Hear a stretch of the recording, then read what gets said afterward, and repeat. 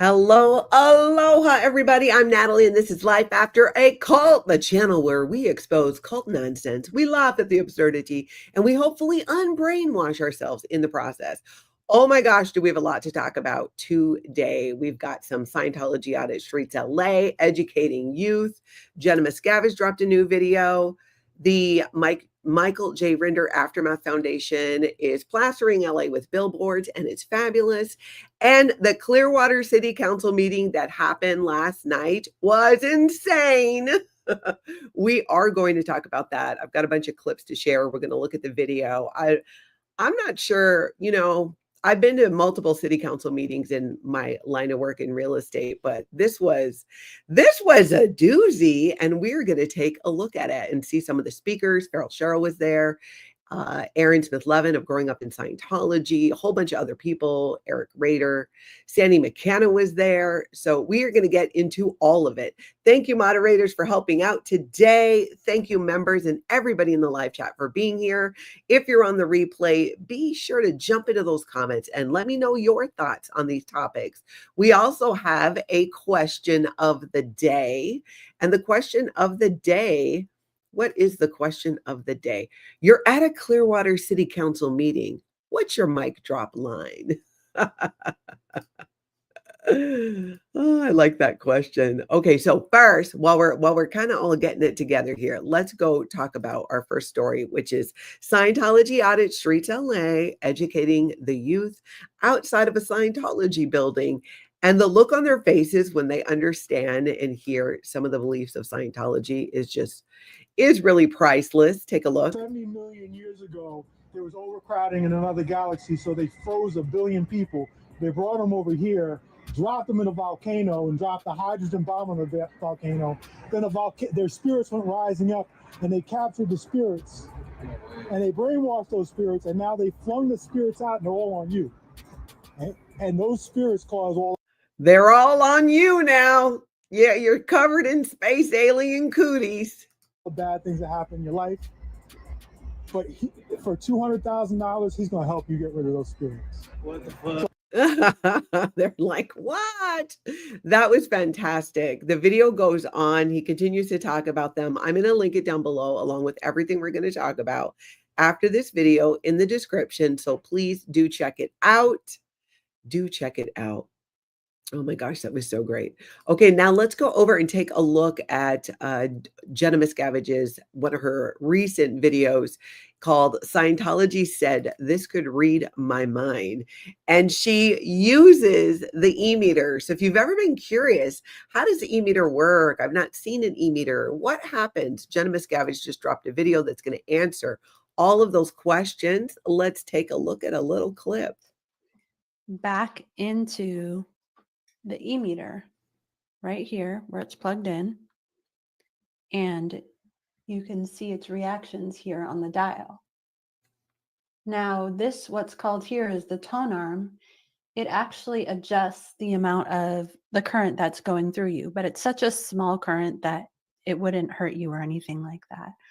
But that's what it does.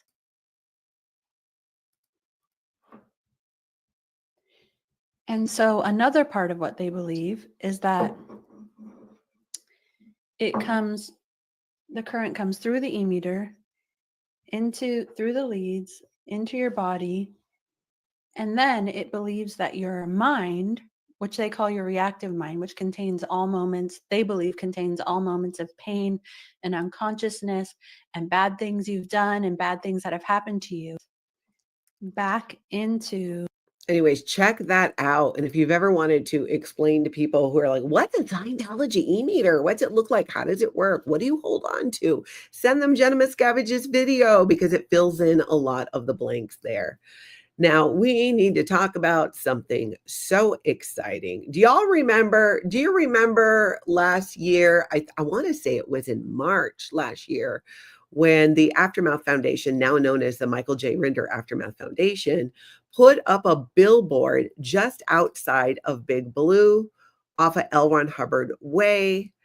y'all might remember that. And Scientology's response was to put up one of those big scissor lifts to block the billboard because they had property that was adjacent to where the billboard was. It was like they were trying to block it out, like it was the sun threatening their vampire skin, and it didn't work. They did get the billboard taken down, but you know what? They're going to need 20 of these, 20 scissor lifts. Somebody needs to call Home Depot from Scientology and be like, oh, we need to reserve all your scissor lifts, which they won't be able to do. They will not, because why? Well, they're not at Scientology properties. This billboards. Take a look at this, you guys. This is a story this is out of the Underground Bunker, Tony Ortega. You can subscribe to his Substack. It's free. There's a paid version. I will link it down below. This is one of the 20 billboards that went up. And it says the difference between a religion and a cult is what happens when you try to leave, which is a quote from Mike Rinder. Curious? The Aftermath Foundation, Scientologyabuse.com. This is just, I love this so much. And there is 20 of them. It's like the Aftermath Foundation they went full Oprah. You get a billboard, you get a billboard, you get a billboard. They're just like putting billboards all over. And I'm so here for it. I'm absolutely loving it. I think 13 are up already, more going up. And let's be honest, that's probably more billboards than people on course at most Scientology organizations. Now, a year ago, they bullied Clear Channel into taking down one billboard, but instead of backing down, I got to get used to saying the new name because it was the Aftermath Foundation, but now it's the Michael J. Rinder Aftermath Foundation. That's a mouthful. The Michael J. Rinder Aftermath Foundation said, hold my Thetan-free latte. And they came back with 20 billboards. Phil Jones, the man who was behind that last year's billboards or last year's billboard, and then billboards before that, had a hand in this, as did Alex Barnes Ross and Catherine Olson. A lot of people put in some good work to figure out where to put these billboards so that Sea Organization members will see them. And I think they did a great job. So they team up together. They do this. This has been like quietly going on behind the scenes. And now, boom, here they are. 3 different messages are rotating on the billboards. One with Mike Rinder, one with Claire Headley, and one from the original campaign, because nothing says, we see you, like 3 ex-Scientologists side-eyeing you from a traffic jam. That is how it's going to look. This is so fantastic. Claire Headley says in this article, when I escaped, I had nothing but the clothes on my back. And that is a really powerful statement because that's often what happened when people leave the Sea Organization. Meanwhile, Scientology's only concern is, oh, but did you escape with any of our secret files? Because that's all they care about. Claire goes on to also say there are more Scientologists in LA than anywhere else in the world. I think you can translate that into target acquired. What better place for these? And I'm sure this has Scientology's public relations team, the Office of Special Affairs, sweating harder than a Sea Org member at 1:50 p.m. on a Thursday. This is amazing. In fact, I should have woke Osa up earlier. I just dropped one of the Davies on the floor, on the ground. David Miscavige, wake up your people. It is Aloha Friday, but we don't have to be quiet. Okay, this is amazing. Office of Special Affairs. I'm just like, oh, to be a fly in the wall in your office right now, it's like billboard, billboard, billboard. What are you going to do? Change the route of the buses so the Sea Org members don't see them? Guess what? Still going to be billboards there. I'm so excited about this. I don't know if you guys can tell. I think this is fabulous. I'm sure we're going to hear more about it because, I highly doubt that Scientology is just going to be like, yeah, no, we don't care. That's fine. Put Mike Rinder's face all over the place and Claire Headley. Oh, this is so amazing. Oh, this is fantastic. I'm going to link down below the article to the Underground Bunker. If you go over to Blown for Good, they did a whole video on it as well. And Phil Jones was on there too, and Apostate Alex. And they talked about the whole thing, how it came about, what's going to happen. It's fabulous. So bravo. Well done. I cannot wait to hear more about this and what happens and see what Scientology does, if anything. Okay, now we're going to get into this Clearwater City Council situation. And boy, was it a situation.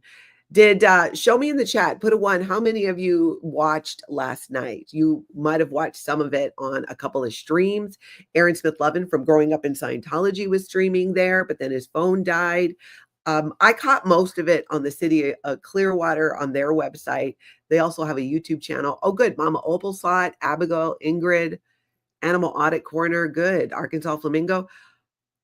This thing went on for 5.5 hours, and most of it was about Scientology and their desire to buy this street in Clearwater. And you guys, it got chaotic at times. So many things happened. So much information came out. I mean, it was at one point, it sounded like the mayor was throwing the city manager under the bus.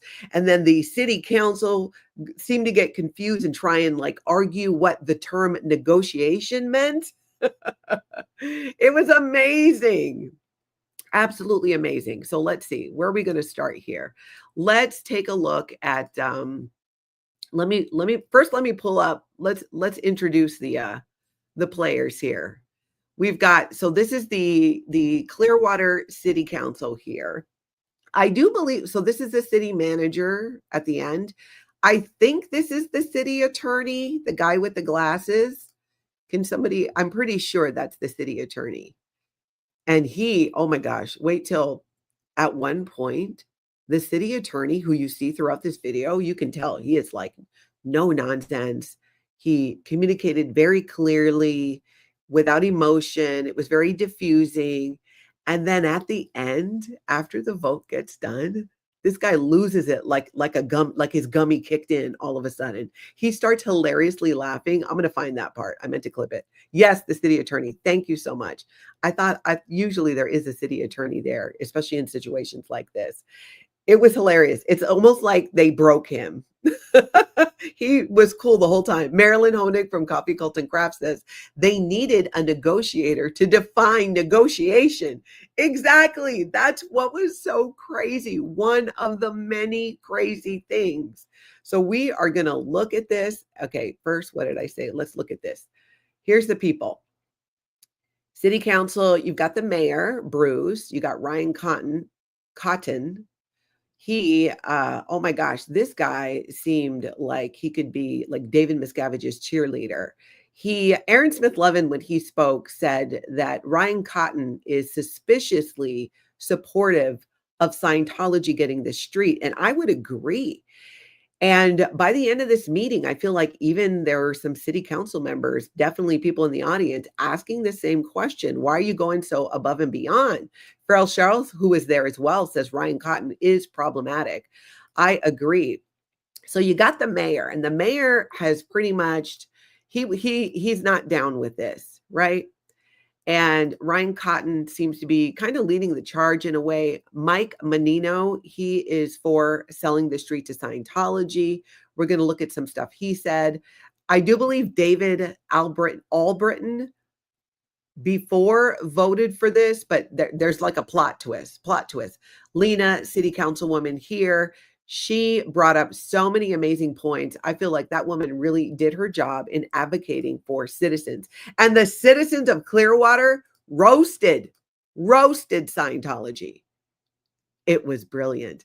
Amy Lee says they needed a word clearer. Truly, right? You're watching this at that point where it gets to where they're arguing what negotiation means. It was just so strange. All right, let's get this pulled up and start going through this here. Okay, what is my first timestamp we are going to look at? The city manager pretty much opens things up with kind of updating people on, okay, this is what happened. This is where we're at. Let's you know what? Let's listen to her. Whoops. Let's listen to her part. Wait a minute.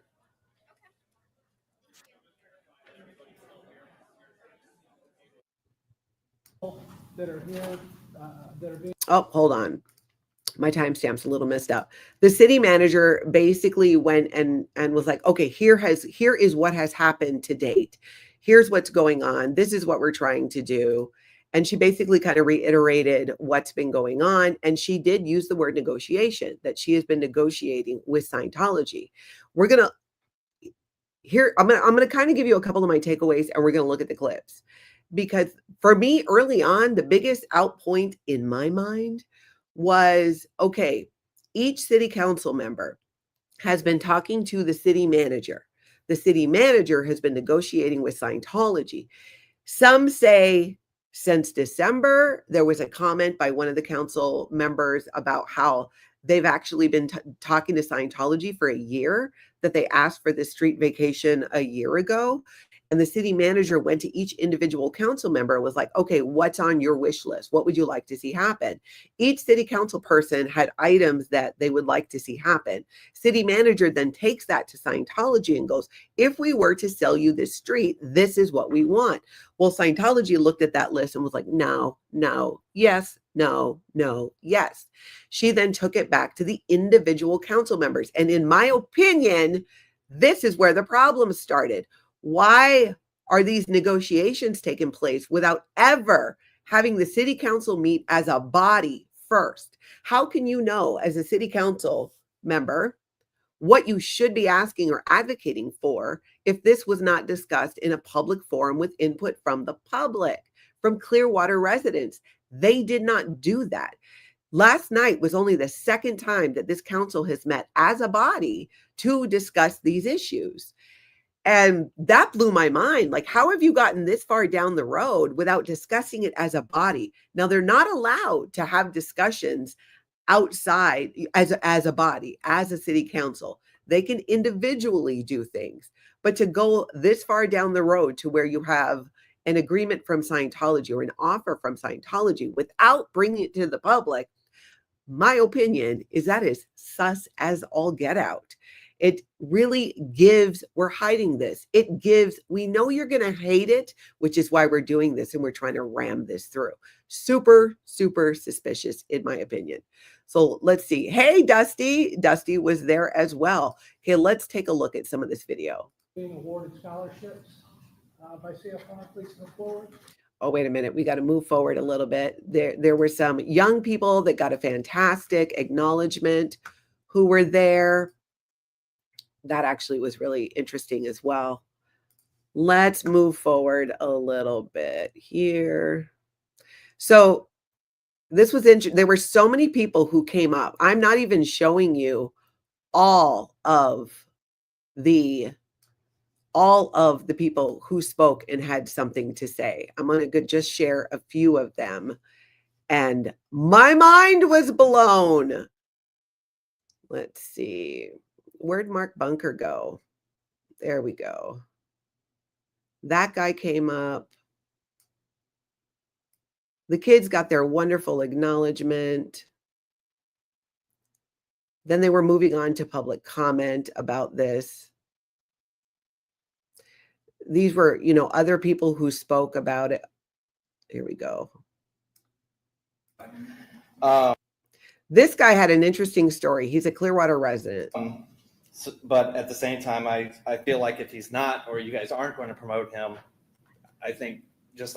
Oh, wait, hold on. That's not the guy. There we go. Here we go. Scientology has been planning for several years. So this is the city manager bringing people up to date. To build a large event hall on the property just south of the flag building. As part of their project approval process, in December, they submitted a vacation right-of-way for a one-block portion of Garden Avenue. The city is required to respond to that vacation request. Upon this review by legal, it was determined that by operation of law, the city has title to that parcel, and in order to vacate the right-of-way, the city would have to sell or trade the property that is a reflection of market value.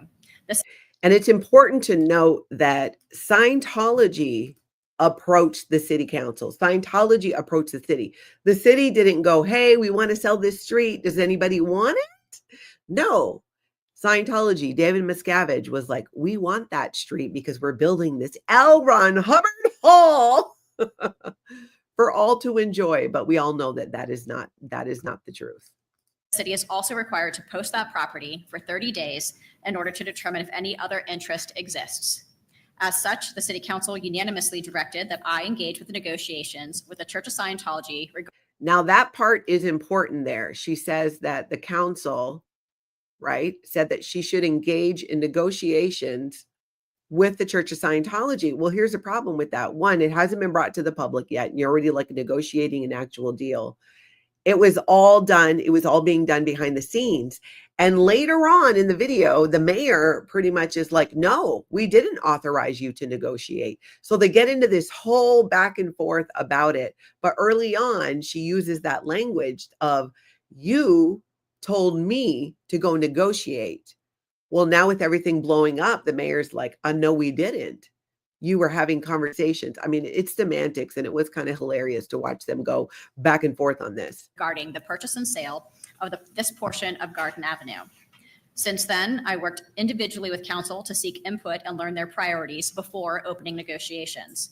During negotiations, I advocated the priorities of every council member. Unfortunately, the Church of Scientology did not agree to all of those priorities. Given the historical and community interest surrounding this issue, we anticipated a large range of perspectives, opinions, and challenges that brought forth both the community and the council. Which is why, in my opinion, they did it behind closed doors, rather than bringing it to the public right off the bat. As to what an appropriate deal would look like.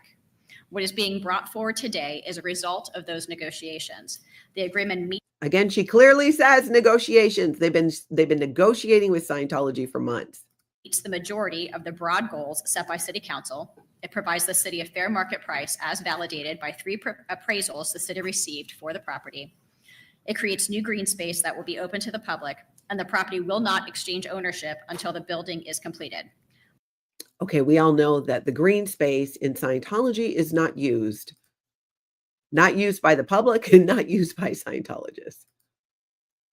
I will now turn this over to Tom Mahoney, who will provide the staff report. Good evening. All right, so now let's go over to, let's see here. See, all of these people here were speaking of like they weren't down with it, especially this guy. A one-on-one meeting with David Miscavige over a decade ago. This guy, he's talking about his one-on-one meeting, like he just said, was a decade ago. So he's really bringing the history of like, hey, here we are again, negotiating with Scientology and David Miscavige. Well, guess what? I did that 10 years ago. And look what we got. Nothing. We got nothing. No promises that were made were fulfilled, like none of that. And he had in the room with him a nationally recognized retail developer. And he had beautiful pictures of what he was going to create on Cleveland Street, because he was tired of having to bus his people, his visitors, over to Hyde Park in Tampa. But part of that meeting was we were negotiating the purchase of the CMA property next to the old city hall so that the city ultimately can develop the bluff as you guys are moving forward with. And in that meeting, David pounded on the table and he says, damn it, Hoyt, I want that property. I said, if I were in your shoes, I'd want that property too. But I pounded the table and I said, but damn it, David, I want it too, and I'm going to buy it. I'm sure David Miscavige absolutely loved that. I mean, can you imagine that happening? I want this property. I want this property. And we, as a council, bought it for $4-point-something million, if I recall. And what did David do? He took his ball and ran home. Like a baby. He claimed, I'm taking my toys and I'm going home. I'm going home. I'm taking my toys and I'm going home. Scientology claims that they're community partners. Community partners don't only do things that benefit themselves. They do things that benefit the entire community. Owning block after block of property that stays vacant month after month and year after year is not a community partner. So what I'm urging you to do is, I'm not saying don't sell this property to the church ultimately, What I'm saying is don't do it tonight. Don't commit to it tonight. They need to show that they are community partners because they need to do things. Where is that plan that he was going to do? He was going to make Cleveland Street look like Hyde Park in Tampa with quality retail and quality restaurants. We got a couple of quality restaurants. We got nothing else. And remember, this was 10 years ago. It's not like Scientology and David Miscavige haven't had time to get it together. And what David Miscavige and Scientology promised back when Hoyt was on the city council is similar to what he's promising again now. 10 years later, well, we have more vacant buildings that they have purchased. So it's time to hold their feet to the fire for a change and say, show us something. Show us you're going to develop Cleveland Street and put that quality retail in there that all of citizens of Clearwater can benefit from and would probably take advantage of. But until they do that, I would not give them this. They want this because it's on, as my understanding, it's on the west side of their building is their entrance into this structure they want to build.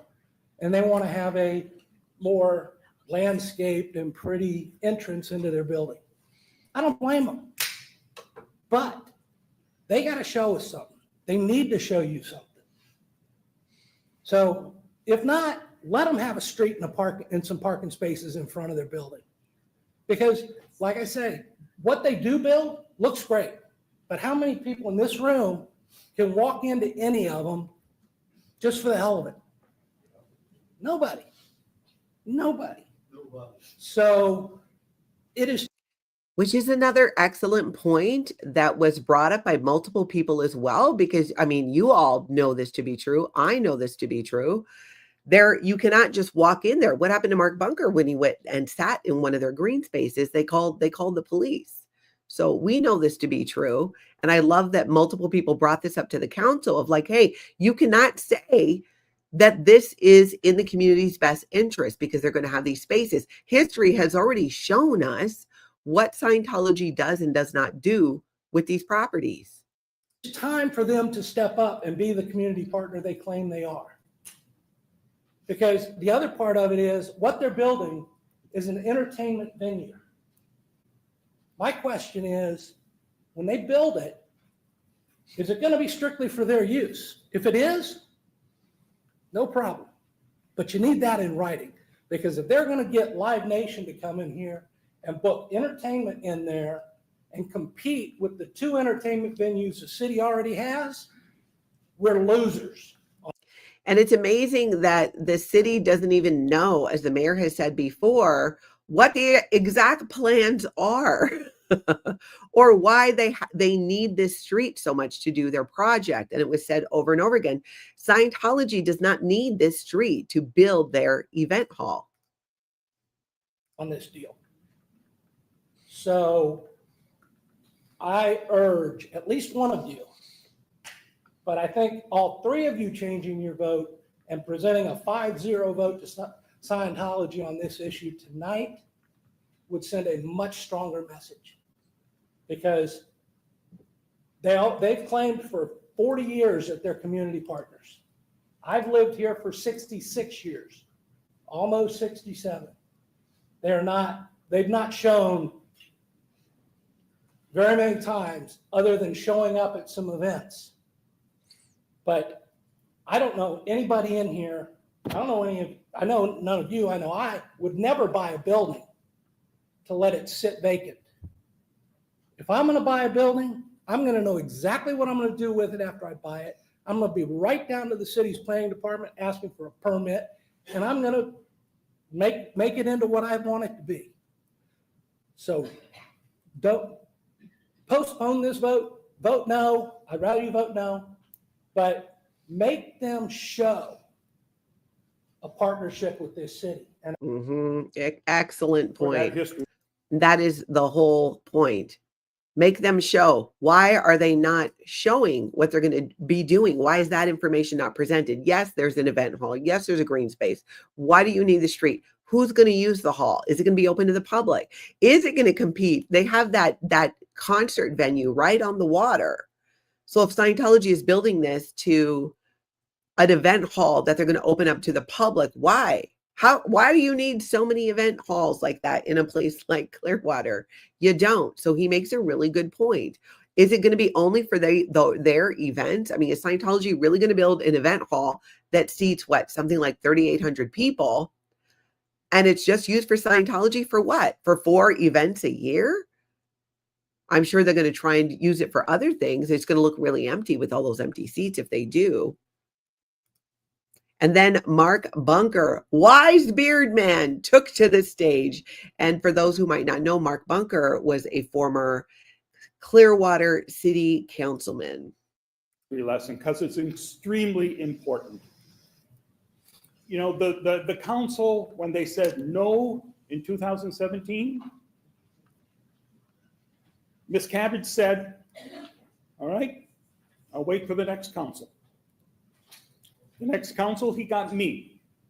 And he said, I'll wait for the next council. Now he has you. That video that you loved, Ryan, that beautiful video that if only the public could see this video, they would love having the L. Ron Hubbard Hall here. There's a reason Miscavige doesn't show that to the public, because it says L. Ron Hubbard Hall on it, and he knows the public here don't like Scientology. You know, there's another very, very beautiful video, very similar to that. I'm sure the production value of the LRH Hall is just as great. You can see that one right now. You can go to Cleveland Street Alliance, and there's a video there about how 3 buildings on Cleveland Street are being restored. And it is remarkable. It's such a well-produced video. Nowhere in there does it say Scientology or L. Ron Hubbard or David Miscavige, but he's the one who snapped his fingers to make that happen, to try to get something from the city. And that is a front group that he created expressly to hide the fact that Scientology's involvement in those buildings is what is making that happen. And doesn't that sound familiar? Scientology pretending not to be Scientology. They do it with their recruitment. Come for our personality test. How many people have we seen enter or exit a Scientology building and not know it was Scientology? Multiple live streamers and people protesting Scientology has caught this. They do it on multiple levels. I've never seen a group so busy, work so hard at trying to not let people know who they are. Why do you need to do that if there's no shenanigans, if nothing's going on? I would urge you not to sell the street. Miscavige didn't go halfway with you, it appears. You had things you wanted in the deal, and he said, nah. I would say this to you. Miscavige doesn't need the street. He doesn't. He wants the street. Personally, I think it's so he can stop any protests in front of L. Ron Hubbard Hall. And for him, $1.3 million, that's chump change. Exactly. 1.3 to keep protesters away from L. Ron Hubbard Hall is nothing. And even if they don't meet the deadline, let's say the city sells them this street and they don't meet the deadline of having it built in time, they can still extend it and just pay $300,000, I think, a year, which for Scientology, again, that's nothing. He's happy to pay that. And frankly, it's an insult that he's paying market value, because you know all those buildings he secretly bought up after 2017, when the city was bold enough to say no to him. He paid 2, 4, or 6 times market value for those buildings he's been leaving empty. No problem there, but with the city, I'll give you market value. In fact, I'm not even going to give it to you now. Down the line, I'll probably give it to you. Can't guarantee it. If he wants to stop protests in front of L. Ron Hubbard Hall, all he has to do is get an event permit. So on those nights, nobody can protest. The rest of the time, Councilmember Teixeira, Mr. Mayor, and all the other citizens who use that street on a regular basis will still be able to use the street. There's nothing really in it for you to give Miscavige what he wants. You know, as I said, I think Miscavige is trying to stop protests. We just saw a protester last week get arrested. Erica was arrested and spent a night in jail. And she's been protesting from the exact same spot. Shout out to Erica. For 14 months, and it was not a problem. So I hope this is not any type of crackdown on protests. I don't think it is. This was such a great point to make. I mean, you guys saw what happened to Erica, and yeah, Abigail, I love that Mark was able to work in Erica's arrest. I don't know if the council members are aware of it. It would be interesting. I didn't hear them discuss it any further, but it was interesting. So there's a little bit more he goes into, but I want to jump forward to the plot twist. There was a massive plot twist. You're going along, we're watching the speakers. It's like, yeah, nobody wants this. Nobody wants this. Yeah, shout out to Erica.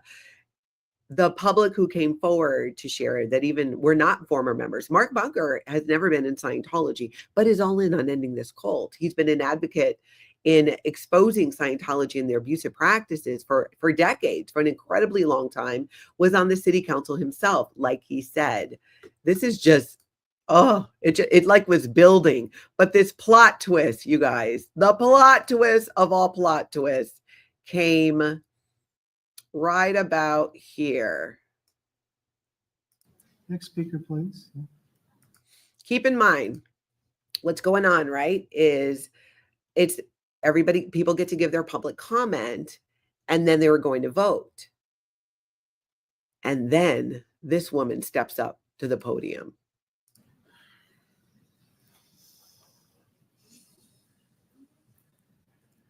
I'm Kelly Meyer. I apologize. I hope my fellow citizens give me grace, please. I just have a few seconds. We're unclear of the procedures and just wanted to make everyone aware, if you're not, that there's an alternative proposal, but we're not sure when in the process we'll be able to present that alternative.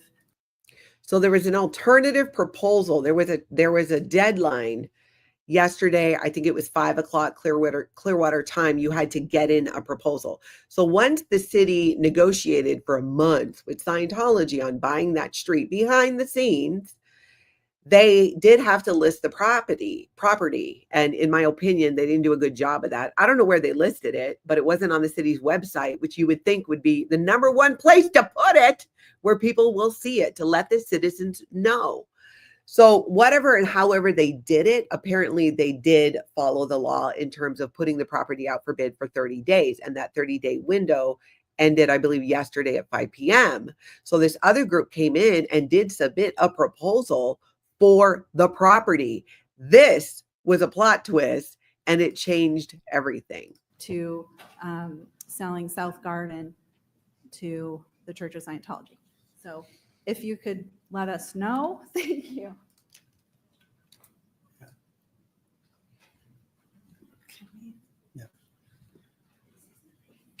Now, Farrell Sherrill was going to be next, but then the council wanted to discuss this proposal issue.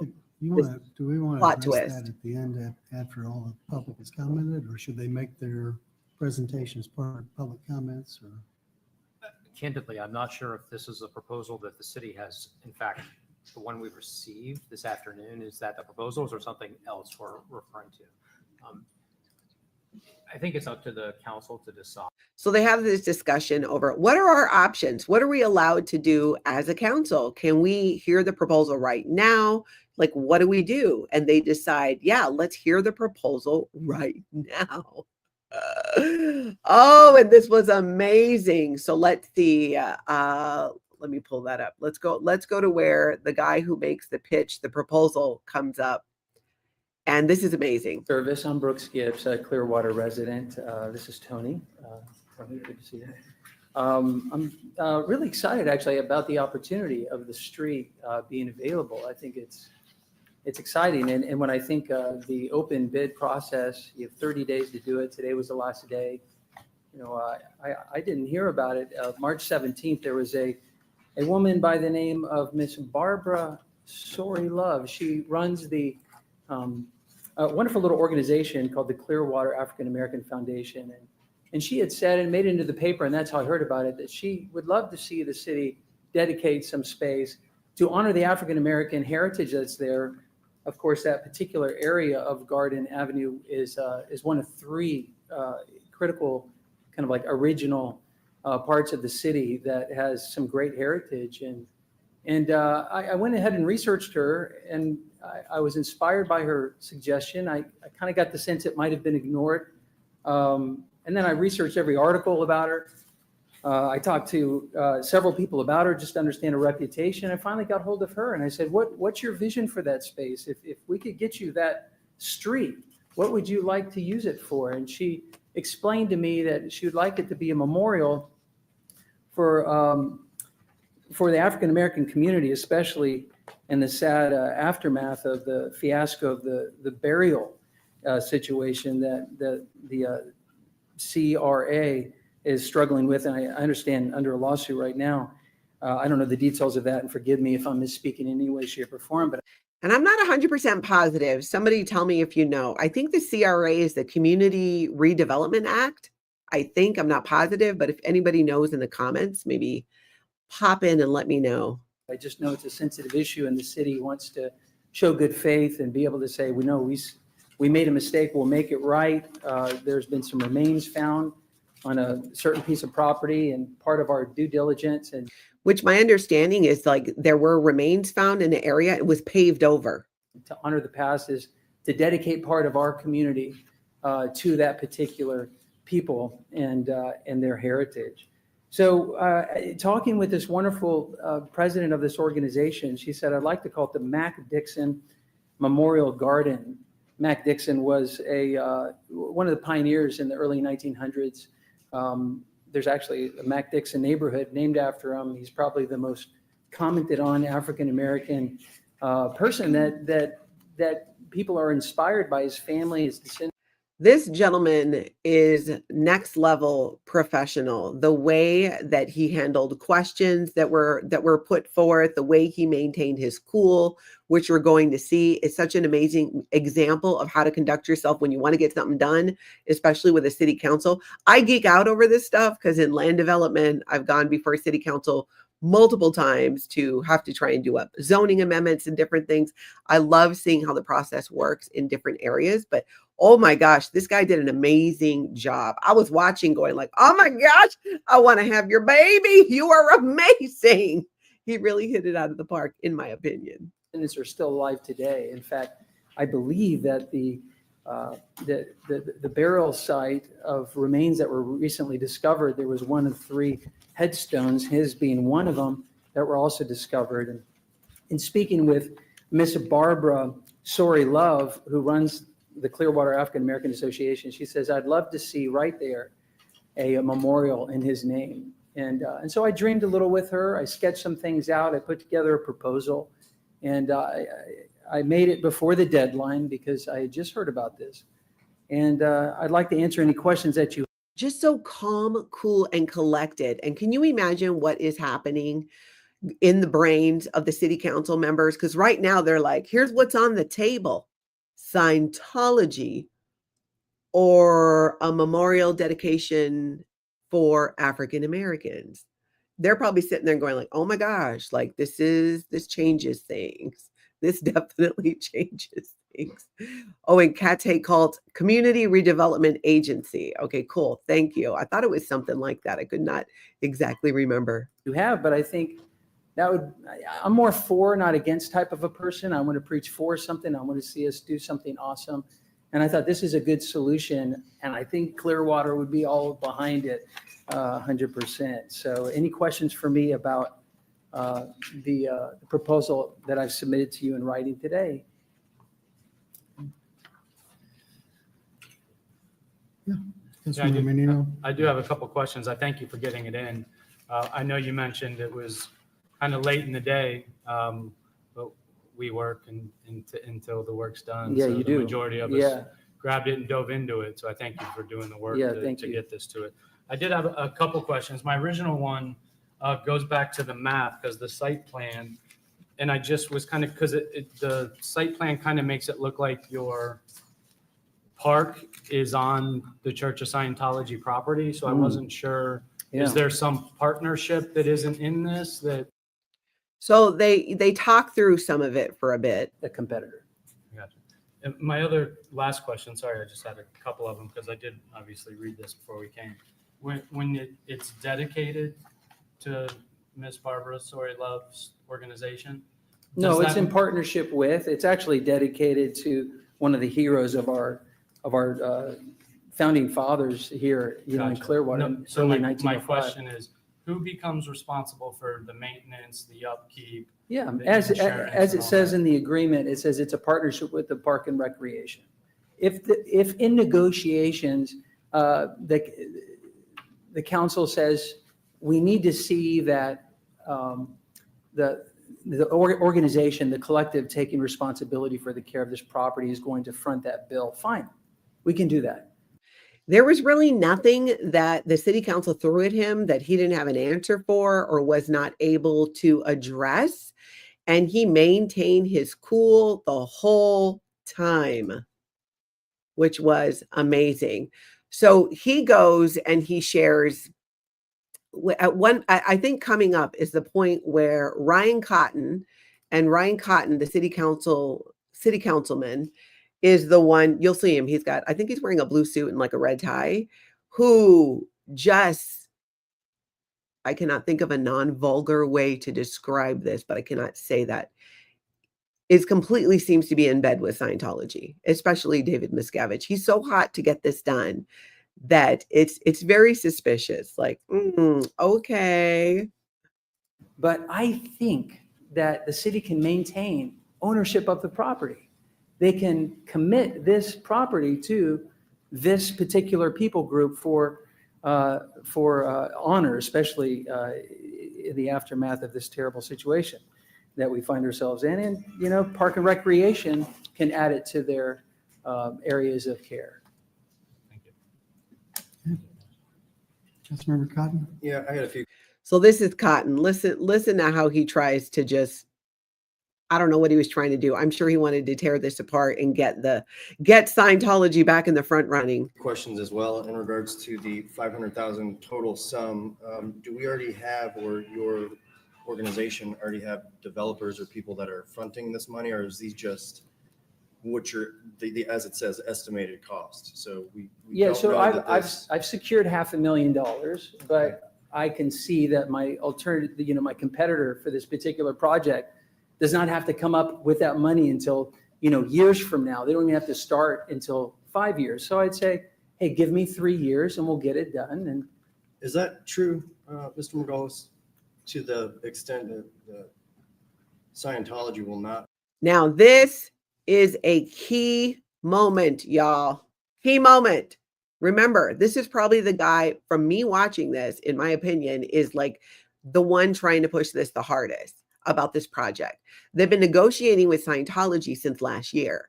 There's been all this back and forth, not as a group and a body, but just as individual council members. He is pushing this like crazy. And here we find out he didn't know this little simple detail that Scientology would not pay for the property until the building was actually done or mostly done. How do you advocate for something without knowing the details like that? That's what blows my mind, right? Abraham, you had been losing your mind too. Yeah, exactly. So watch this. Be paying for the property for 5 years? 6, post-construction, forgive me. Because, go ahead. It doesn't transfer. Correct. Until Right. certification of occupancy. Right. That is correct. As drafted, and like most real estate contracts, the funds do not transfer until closing. As currently drafted, at least, the closing does not occur until the building is completed, on the logic that if the city were to potentially convey title at the beginning and then they didn't complete the project, you would have lost control over the property, lost title to the property. Yes, you would have gotten money up front, but you wouldn't have gotten the project. And so it really depends on what the city's priorities are in that regard. But as drafted, it is true that, number one, funds don't transfer until closing. Number two, closing does not occur unless and until they build the project. And then after that, the taxpayer reassurances that we have that are written into it, there's $300,000 fines that are associated with that. And how did we come to that number? Could you explain to how we came to that number? $300,000 per year is the amount that the buyer, which in this case prospectively is the church, would have to pay in order to extend the closing. So the closing as currently drafted needs to occur by the end of 2031, meaning they need to finish the project by the end of 2031. It's almost like this Ryan Cotton just saw the video from Scientology, met with David Miscavige, and just had the rose-colored glasses on. Oh, I don't need to know anything else. I don't need to know that we're not getting the money for 6 years. I don't need to know that stuff. The video was amazing. Did you see the video? The video was amazing. If that does not occur, they're delayed, they don't build it, they sit around, whatever they end up doing, the church has the option to extend at $300,000 per year, non-refundable to the city. So that would mean, for example, if the city were to approve the deal as drafted, and let's say the closing were to occur in 2032 and they finish the project in 2032, the total funds coming to the city would be 1.375 billion plus 300,000, so it'd be 1.675 million, as an example. Understood. And then what is the exact timeline to where, if they don't have anything completed, the city can take action to reclaim the property?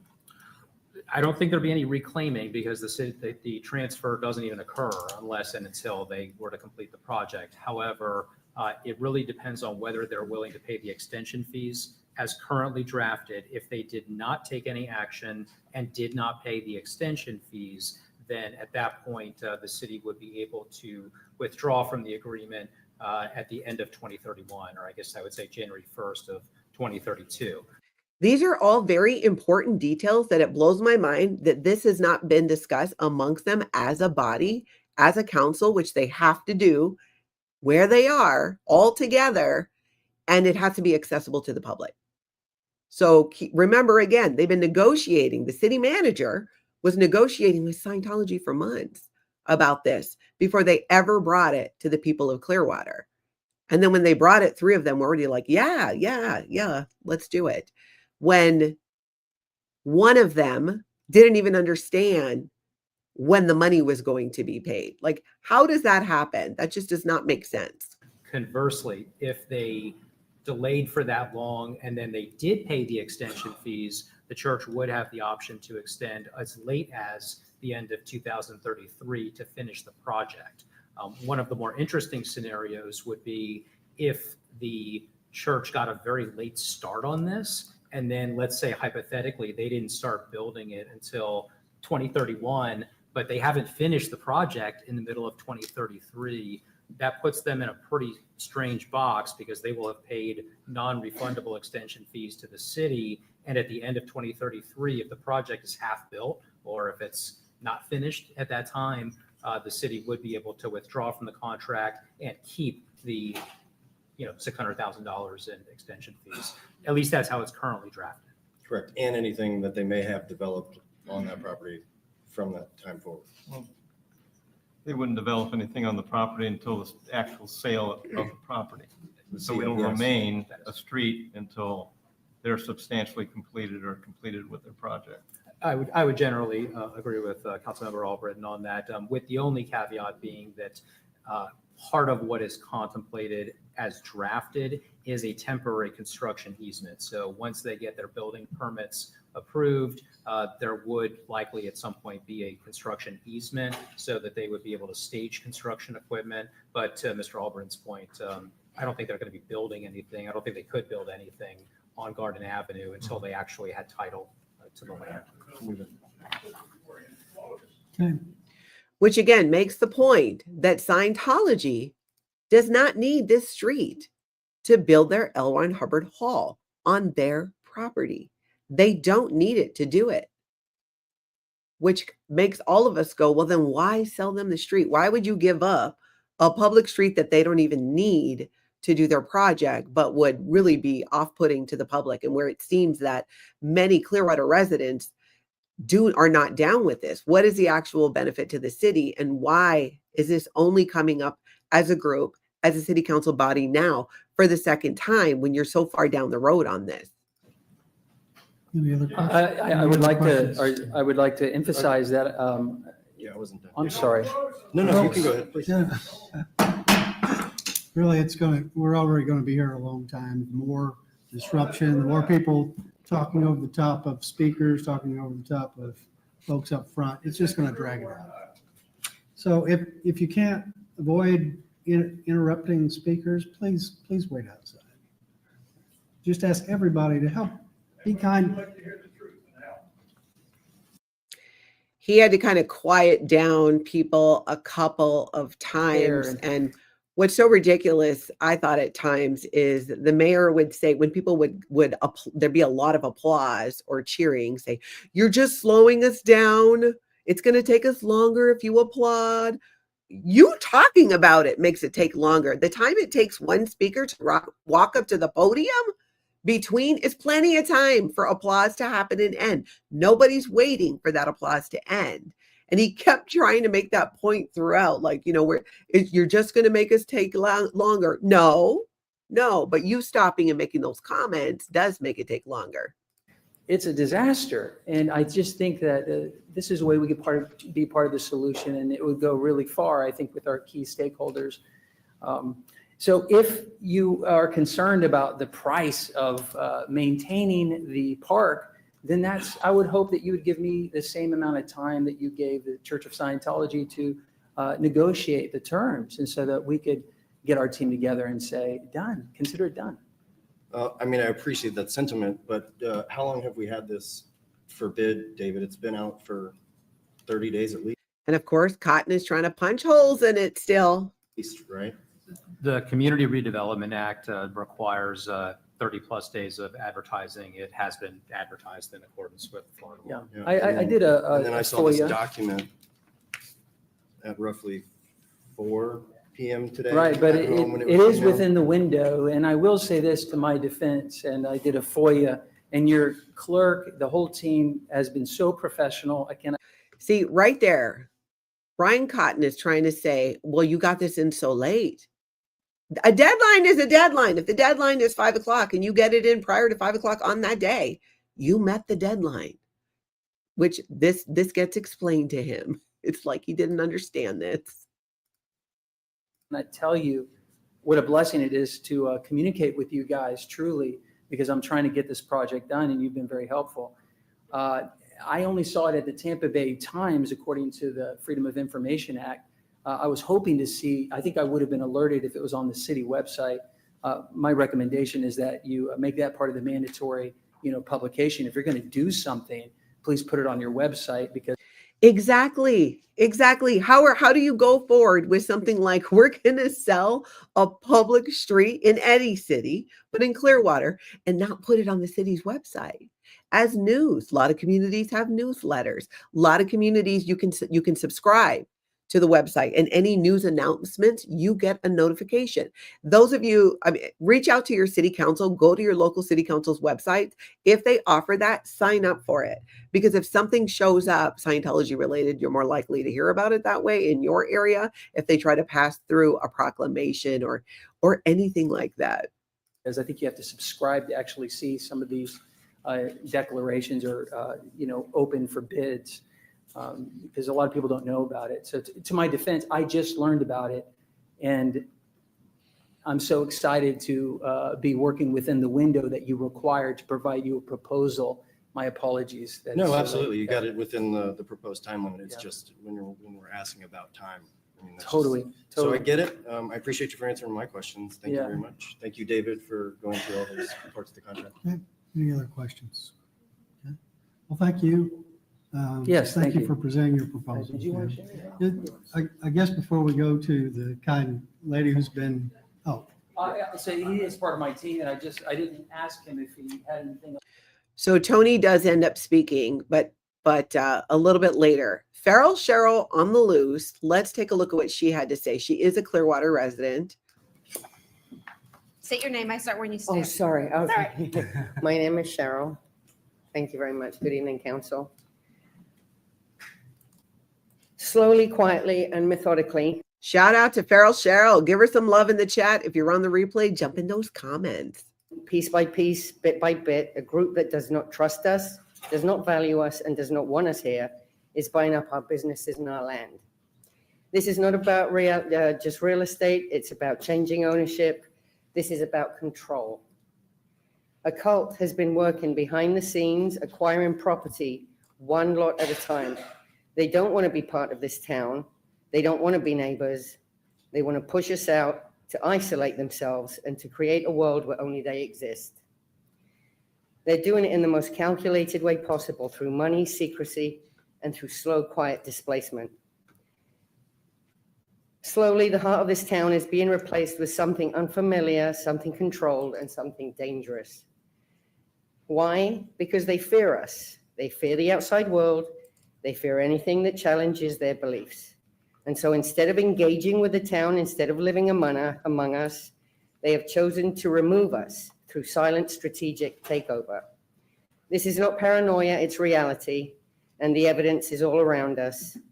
Just look at the property records, go look at the empty storefronts. Look at the once vibrant streets that now feel eerily quiet. I'm here to ask you not to sell the street to Scientology. I speak as a resident of Clearwater and the daughter of a Scientologist. It doesn't matter that they build pretty green spaces. They are quite lovely, but they're empty. Scientologists aren't allowed to enjoy those spaces, and us, the town folk, we're not allowed to enjoy them either. They'll call the cops on us. So I'm asking you, please don't sell it to them. Don't give our town away to the cult. And I say this as someone who was part of the group. And that's all I have to say. Thank you very much. Thank you. Thank you, Richard. Nice job, Cheryl. So then let's see here.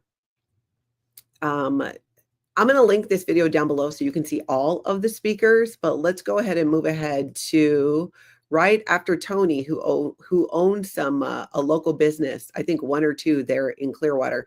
I think he owns Nash Keys, the piano bar, which is excellent, by the way. We had a ton of fun there. Let's see. Let's move forward. Let's take a look at, let's see. I think we got Aaron coming up here. So this is Aaron Smith-Levin, who's also a Clearwater resident who gets to show up and speak and share his thoughts. And I thought this, well, you guys watch and we shall discuss. To see you all. I think everyone watching these proceedings is somewhat surprised to watch in real time while the biggest cheerleader of this project in the council, Ryan Cotton, just found out tonight that Scientology is not even paying this $1.3 million for another 6 years. It is unbelievable. I have seen your email responses to some of the citizens that have emailed you their concerns about this, and you are suspiciously in favor of this project.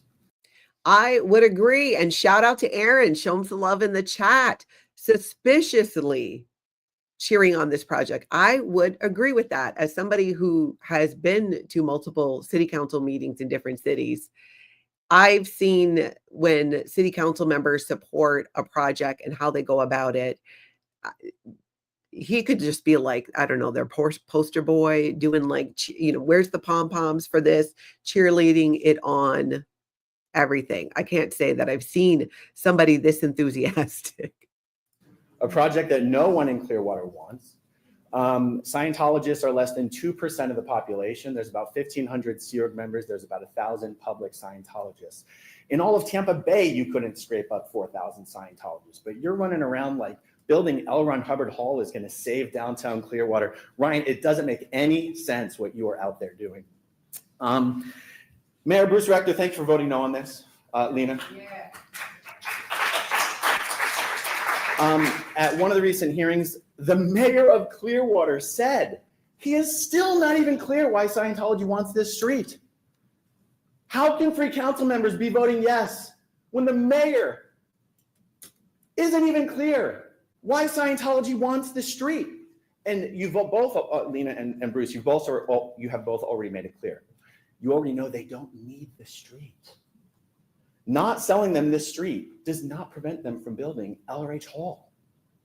It's got nothing to do with it. So why do they want it? I truly agree with Mark Bunker. They want it so that protesters can't stand on the sidewalks in front of LRH Hall. Ryan, you talk about treating Scientologists like any other member of the community. Is there any other church in this community that has gone to war and tried to sabotage the development of downtown Clearwater? So whereas Scientologists should be treated with the same respect and the same rights as all other members of this community, the Church of Scientology is not just another member of this community. It is a toxic, dangerous, and destructive force, and everyone who spent any amount of time downtown understands this. But for some reason, you like their shiny video. It's truly incredible. You talk about the construction benefits of LRH Hall. That's a one-time benefit. Whatever economic trickle-down effect there is, that's a one-time benefit.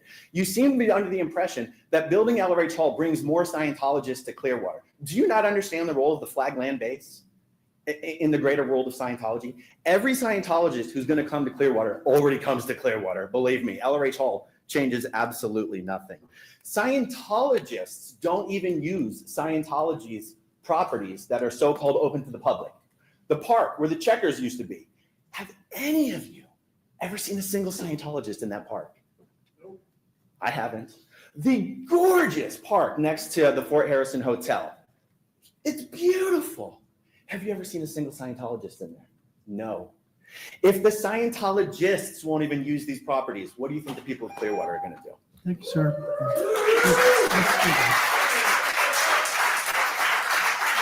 Next speaker, please. I think that was such a mic drop moment. And he really brought up the key points about this and the issues that the council, that they're just not addressing, and really throwing in some logic like, hey, how do you think this is going to work? And I love how he called out Ryan Cotton mostly for not knowing the money wasn't coming till way later. How do you vote yes on something you don't even fully understand the details? As a city council person, that is just unheard of. It's one thing if, like the second proposal that they got that they're going through, I don't expect them to be ultra familiar with the details of the second proposal because they hadn't had that much time to look at it, which is the whole point of what Lena and another city council member brings up in a little bit about, hey, we need more time to explore this second proposal. It is insane. And then there's a guy who comes up, a resident that shares a really interesting story, and I think really makes the point of, for a lot of residents, on why they would not support this, what it means to them as members of their community. Let me pull that up. Scientology, where does one begin? Imagine myself being under the age of 16, riding my bicycle in downtown Clearwater, taking a break on the sidewalk across the street from the church, when all of a sudden the church starts taking pictures of me. They start talking about me on the radio. They start describing me down to the exact color of my shoes. They try to get me to go across the street to their security office so they can continue to take pictures of me and my friends. The security guy identifies himself as a Clearwater police officer. This is my childhood trauma of dealing with the Church of Scientology. I was less than 15 years old at the time. This happened in the mid-90s. What's happened since then? Nothing. Take the mega powers of the superpowers building as an example. How long did that project take to build? It was just a hole in the floor or hole in the downtown area for how long before you guys finally pushed their buttons and developed that? I'm sure that was a popular transient hangout back in the day. But let's go ahead and fast forward to the circa 2020s. I took a friend over to Emily's recently within the last 5 years, sat down, ate breakfast, and I said, hey, let's go take that walk. Guess what? Less than 3 times going around that building, there they are on the roof again. There they are on the radio again, identifying me. Every article of clothing I'm wearing. I said to my friend, let's get out of here. I'm not dealing with that anymore. Imagine, like, this is what citizens of Clearwater have to deal with and go through. You can't even walk around a Scientology building without security being completely up your butt about it. What part of this is normal?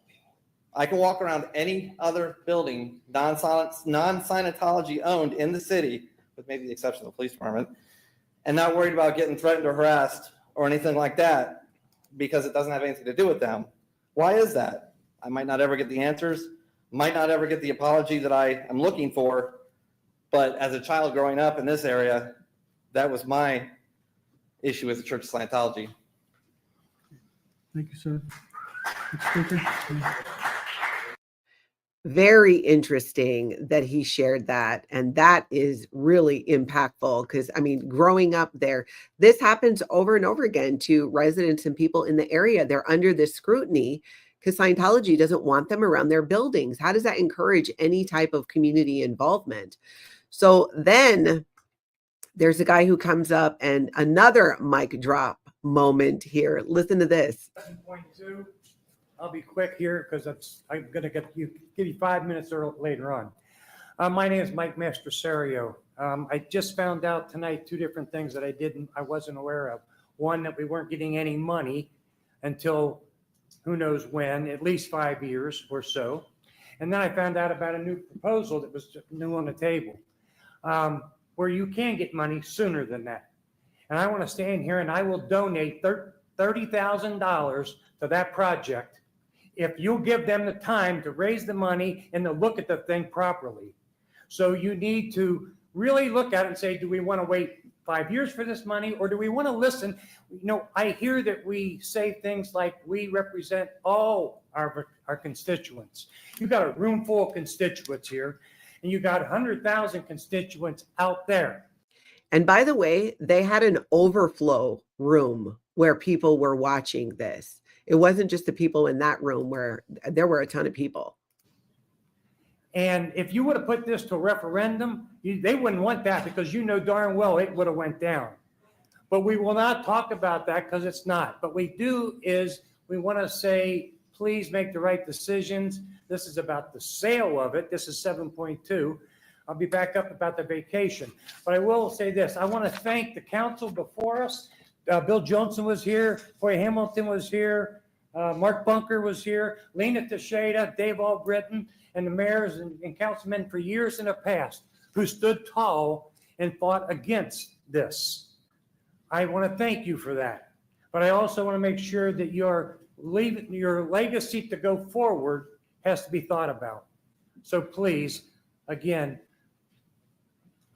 what you could do for the Black community, what you could do for the city of Clearwater, it's a win-win situation. And if it's money, we can raise that money. So I just want you to hear that. Thank you. I mean, look at that, $30,000 right off the bat that he would donate for the other proposal, which really shows the level of community support that I think it would get. So they end up taking a recess because a guy comes up to the podium that he wasn't, I think he was speaking off topic. And anyways, the mayor shut him down, and then they went and they had a break. And then after the break, let me pull this up.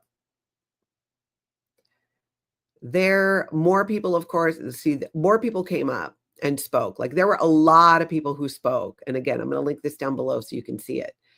But after the break, a member of Gen Z shows up and lets the council know what's what. And I love that there was somebody of that generation there who was showing up to speak on this. Listen to what he had to say.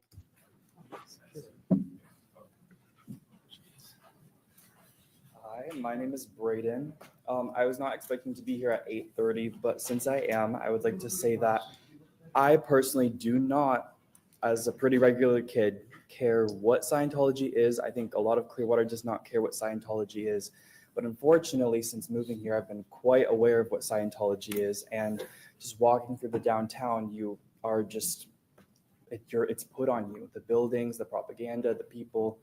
I moved here about 7 years ago. And at first, all my friends were super excited for me. They were saying they're going to come and visit me in Florida for some Florida sun. Then I moved to Clearwater, Florida. And unfortunately, here we have beautiful beaches, expensive hotels, and nothing within walking distance for us to enjoy. So I have many friends here. They'll come to Florida, but they go to Cocoa Beach. They go to Miami. They even go to Orlando because there's nothing to do here. I believe that giving a road to a religion that many people have been hurt by and even more disturbed by or confused by is not improving the city. Clearwater has a reputation of being weird. Many of my friends out of states, I have friends all over the country, they think of Clearwater, they think of Tom Cruise and Scientology, and that's not a reason for them to come unless they're stalkers.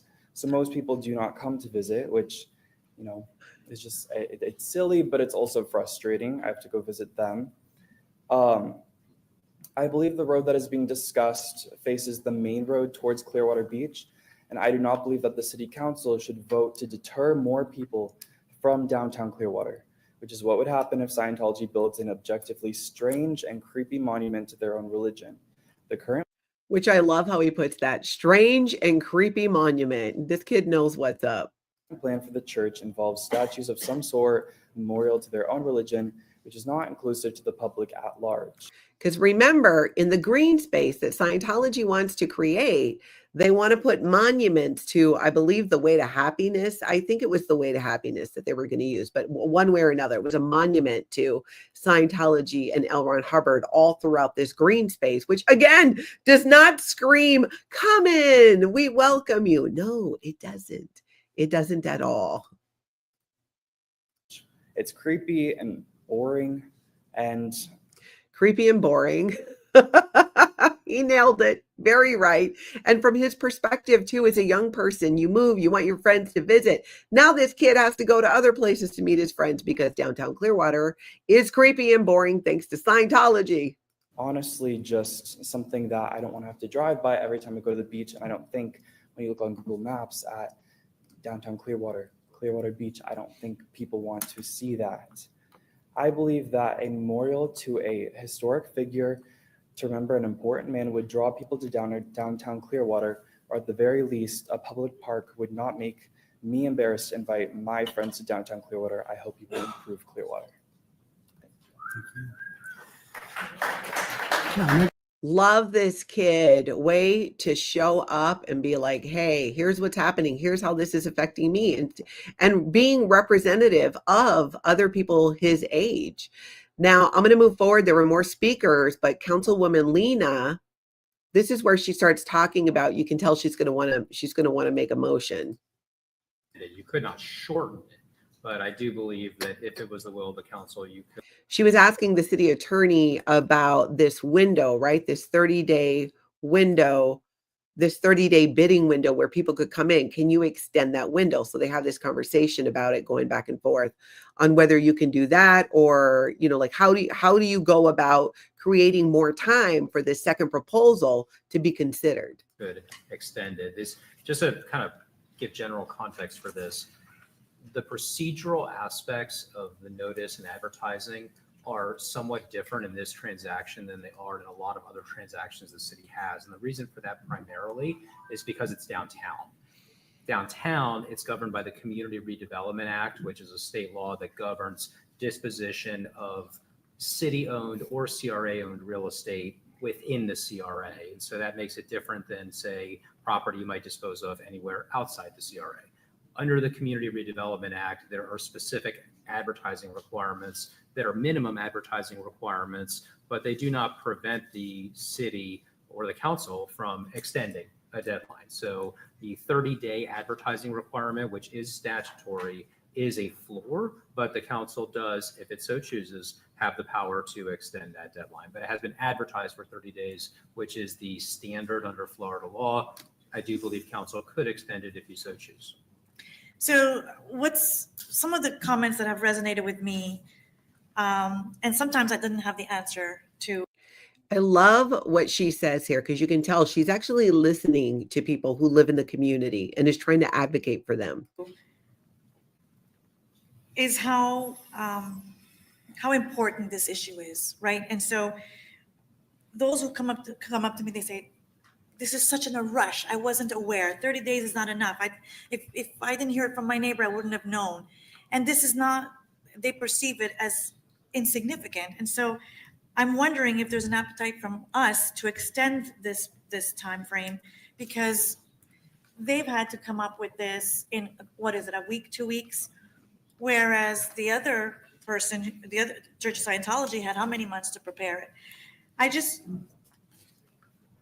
it resonates with me, this whole idea of that there's not enough time. People didn't know about it and they want a fair chance to to bid on it. And in terms of you know, what we're going to do with that street, I don't approve of what the church is going to do with that street. So are we going to, it's tough, you know, we're going to say, oh, this is not the right place for this proposal. So I don't know. I'm wondering, is there an appetite from this council to extend the period and give this group or other groups more time, since this is a polarizing issue? This is a downtown street. So that's my question. Which is a great question. They have some discussion about it, and then the mayor weighs in. Because I think it is a great idea. That's Cotton, of course, who thinks it's a great idea. Anything David Miscavige wants, I think he's going to think is a great idea. Okay, well, I'll weigh in. Yes, I would vote to postpone it. If a motion and second were made to postpone it, because and then I've got prepared marks, you know, when we get to final vote, but I go back to what I've said before. They don't have to have this street closed to build the auditorium that they've been talking about for years. They don't even really, so we're not really approving that. And if they designed it the right way, they wouldn't even, it would be like a level 1 application just to get the permits to build it. They would not even need community development board of review, I don't think, to even build an auditorium. Now, the size, whatever they want to build, that's a different story. But this is a voluntary transaction. They offered they wanted the street closed, and that was shared by the city manager, all of us, and we said that we would be willing to consider that. We never agreed to do it. We agreed to consider it, but each of us had 5 different things we wanted in return for that. And I'll talk about that later, but this went on for a period of months, and I think the assumption was among some of us that I didn't know at the time there would be other community members interested in doing something like the proposal we just got tonight.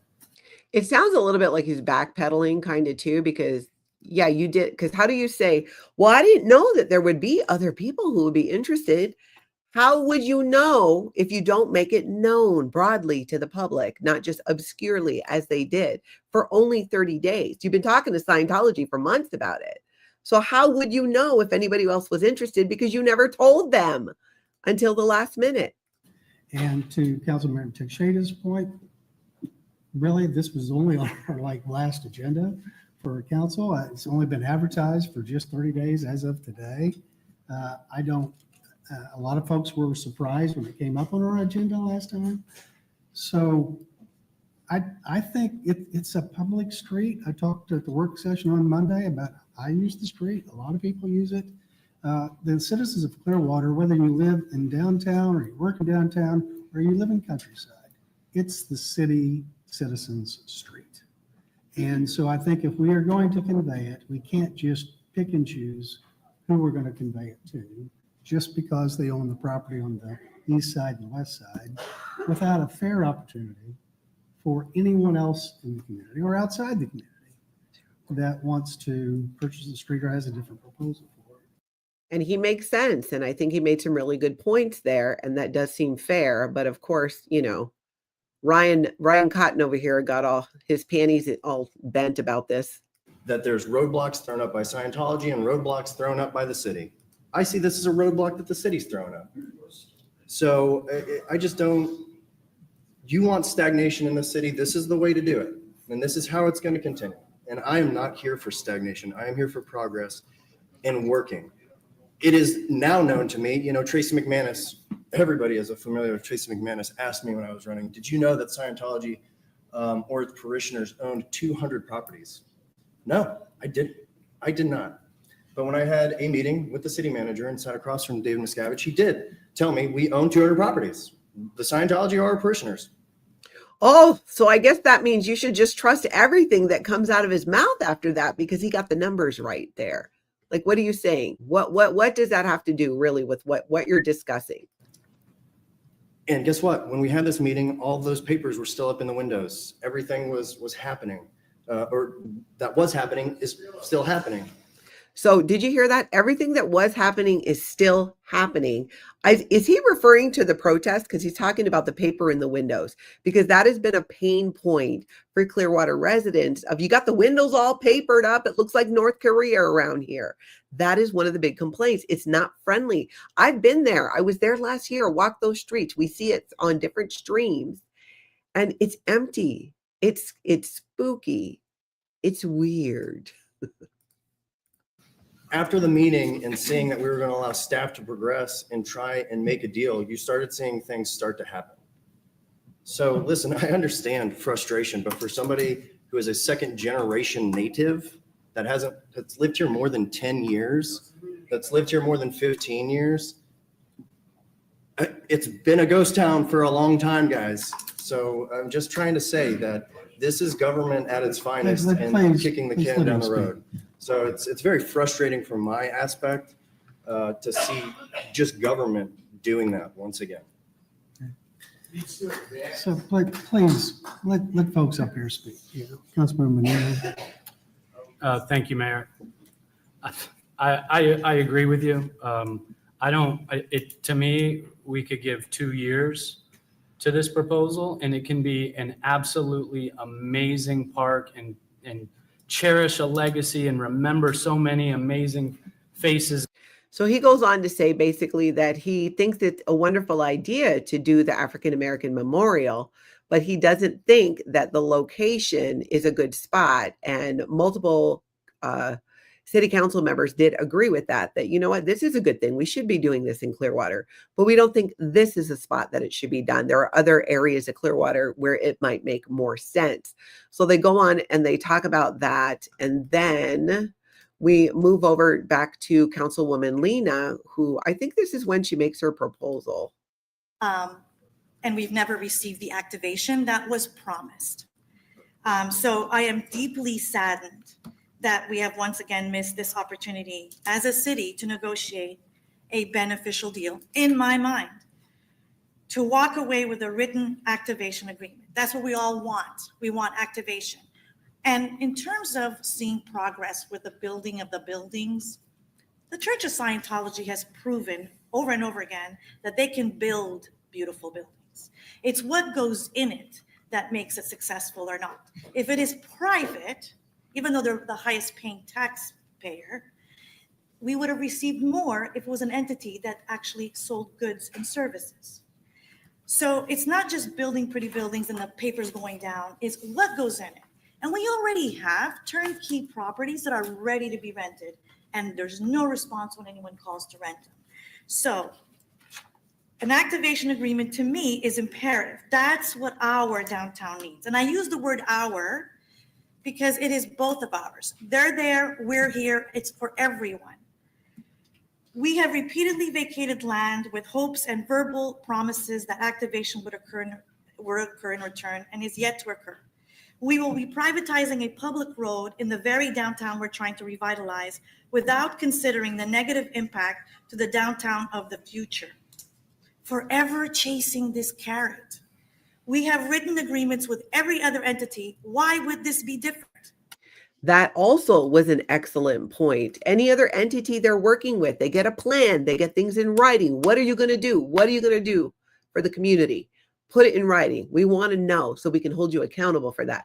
They don't have this from Scientology.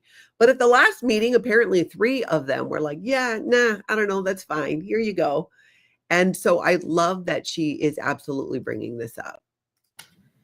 This vacation request will further exacerbate the imbalance in our downtown, and I will not be in support of it. And as a matter of fact, I want to go on record and ask to be put on the agenda for exactly a year from now in the work session to re-examine what activation has occurred, what long-term leases have been signed. Exactly. What have you done for me lately, Scientology?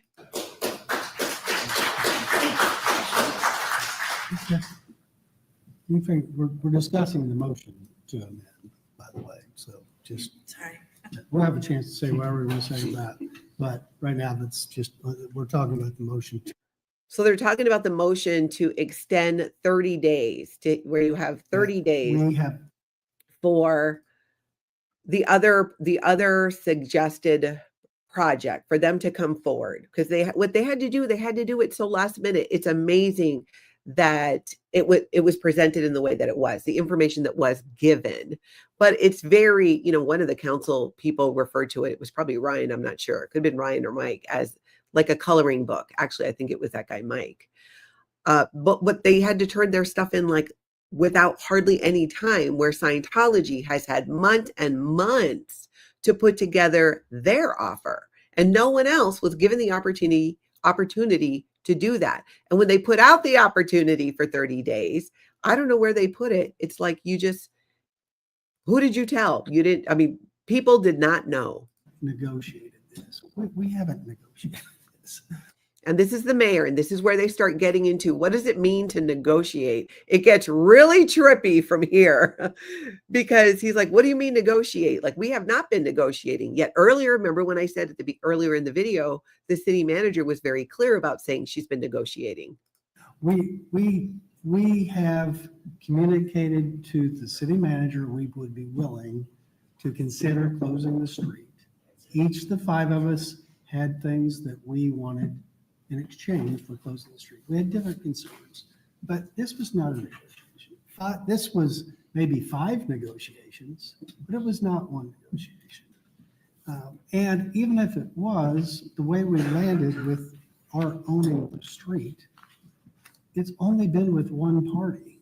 It's not been like we would have if we were bidding this out or anything else we would do, soliciting bids, proposals, and then selecting the proposal, and then negotiating with the proposal that we selected. We haven't done that here. We've been talking outside the public's knowledge with one party. Outside the public's knowledge with one party. I mean, he says it. They're open about it. Like, this is now known that they've been talking to Scientology for months. And I think it's fair now that we know we have someone else from the community. Because word got out somehow, despite what the city was trying to do to hide it. With a proposal. I think it's fair that we give them adequate time to refine their proposal, to talk to us about their proposal, because they have had, they offered to, or they did express the desire to close the street almost a year ago. Almost a year ago. I don't know if you heard that.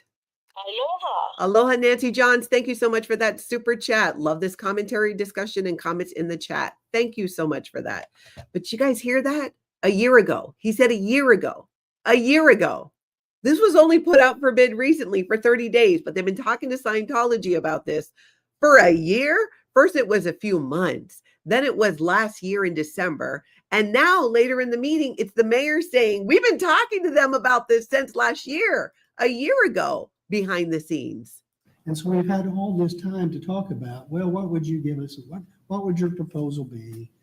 This group that came in tonight they haven't even had 30 days to even pull together what their thoughts would be to do something different with the street. It's a public street. We need to let the public submit proposals to it if we're going to close it. Again, they don't have to close the street or ask the street to be closed. Their members use it for flag building. I think that's most of the parking use along there is their members. They could build the beautiful auditorium on the lot they have now. But if they want to close the street, that's a commitment we need to make the public, to let the public make proposals. And we have just not, the public didn't even know about this until it came on our agenda for them to put proposals together. The other thing I would say is there's nothing to prevent Scientology from revising its proposal too, in response to what they've seen tonight, to see some other proposal too, to maybe make it better, arguably more valuable to the citizens of Clearwater.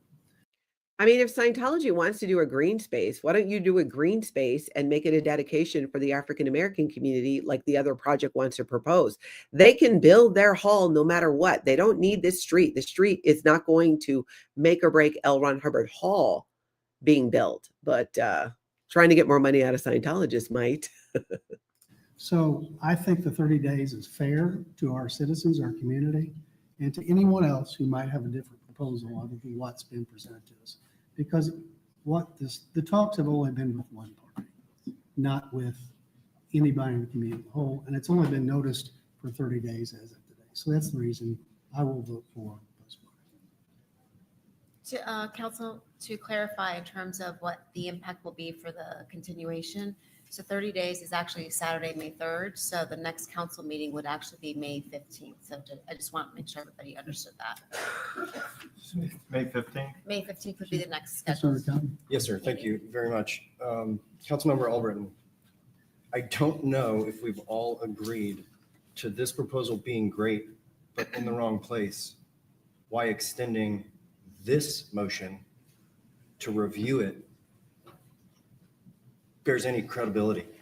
He is trying so hard to get this rammed through for Scientology. It's incredible how hard this councilman is working to get Scientology and David Miscavige what he wants. Because we can take this wonderful proposal and the acknowledgements that it's getting to staff right now and start working with them and take it to the CRE without a 30-day extension to the agenda item that is here now. So that's that. And Mr. Mayor, with all due respect, I feel like you're being a little disingenuous. We did not put this street out for bid. You are 1,000% correct.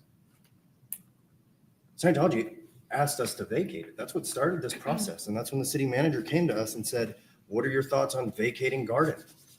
To which we said, get your team, go talk.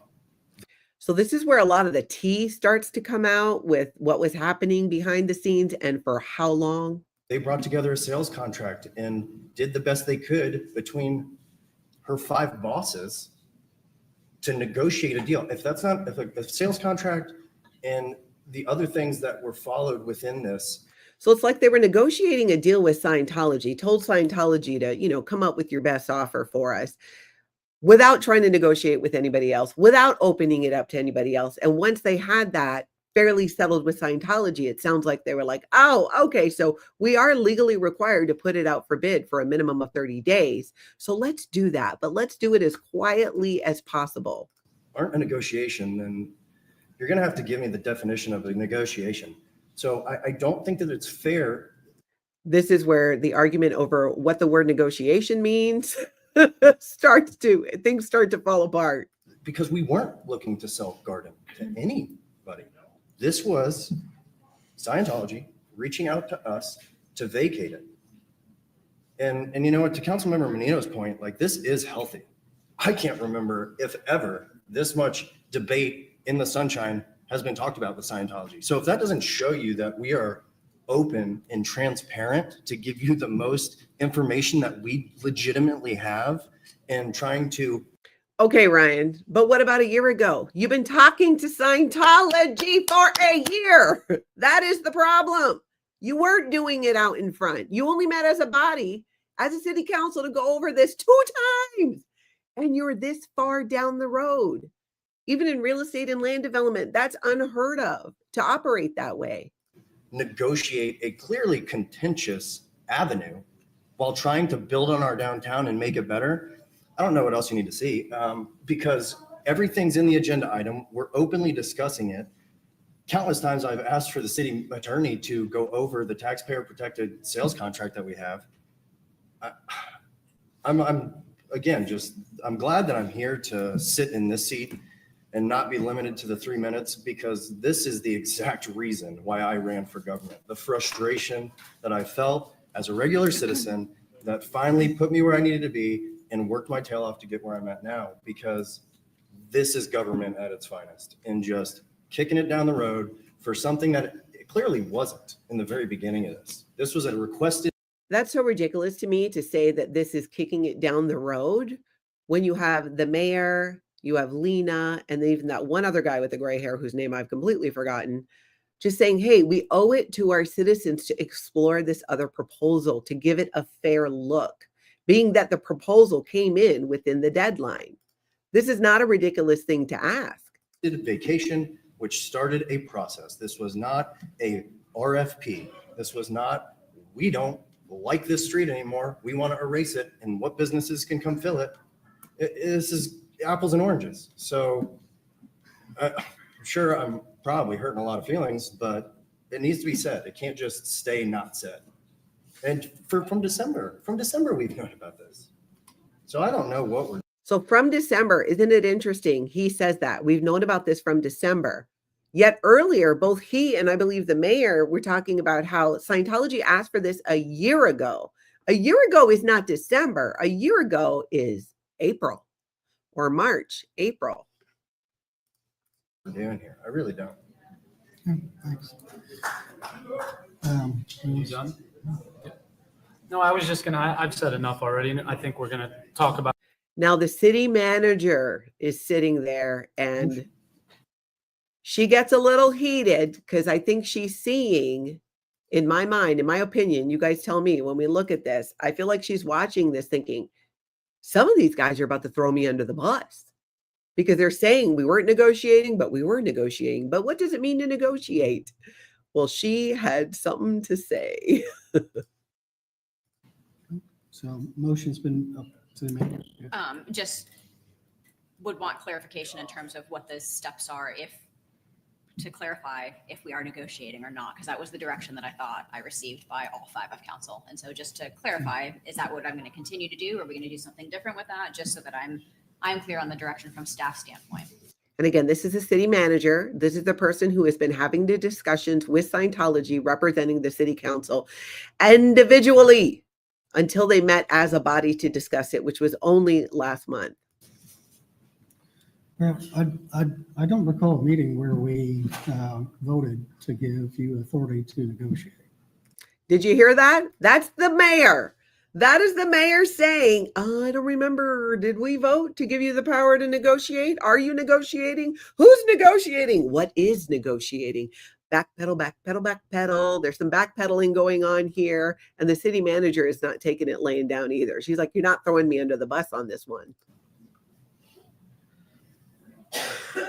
I don't recall that happening. So when we're using the word negotiate, I want to make sure that we're using it the same way, we're saying the same thing.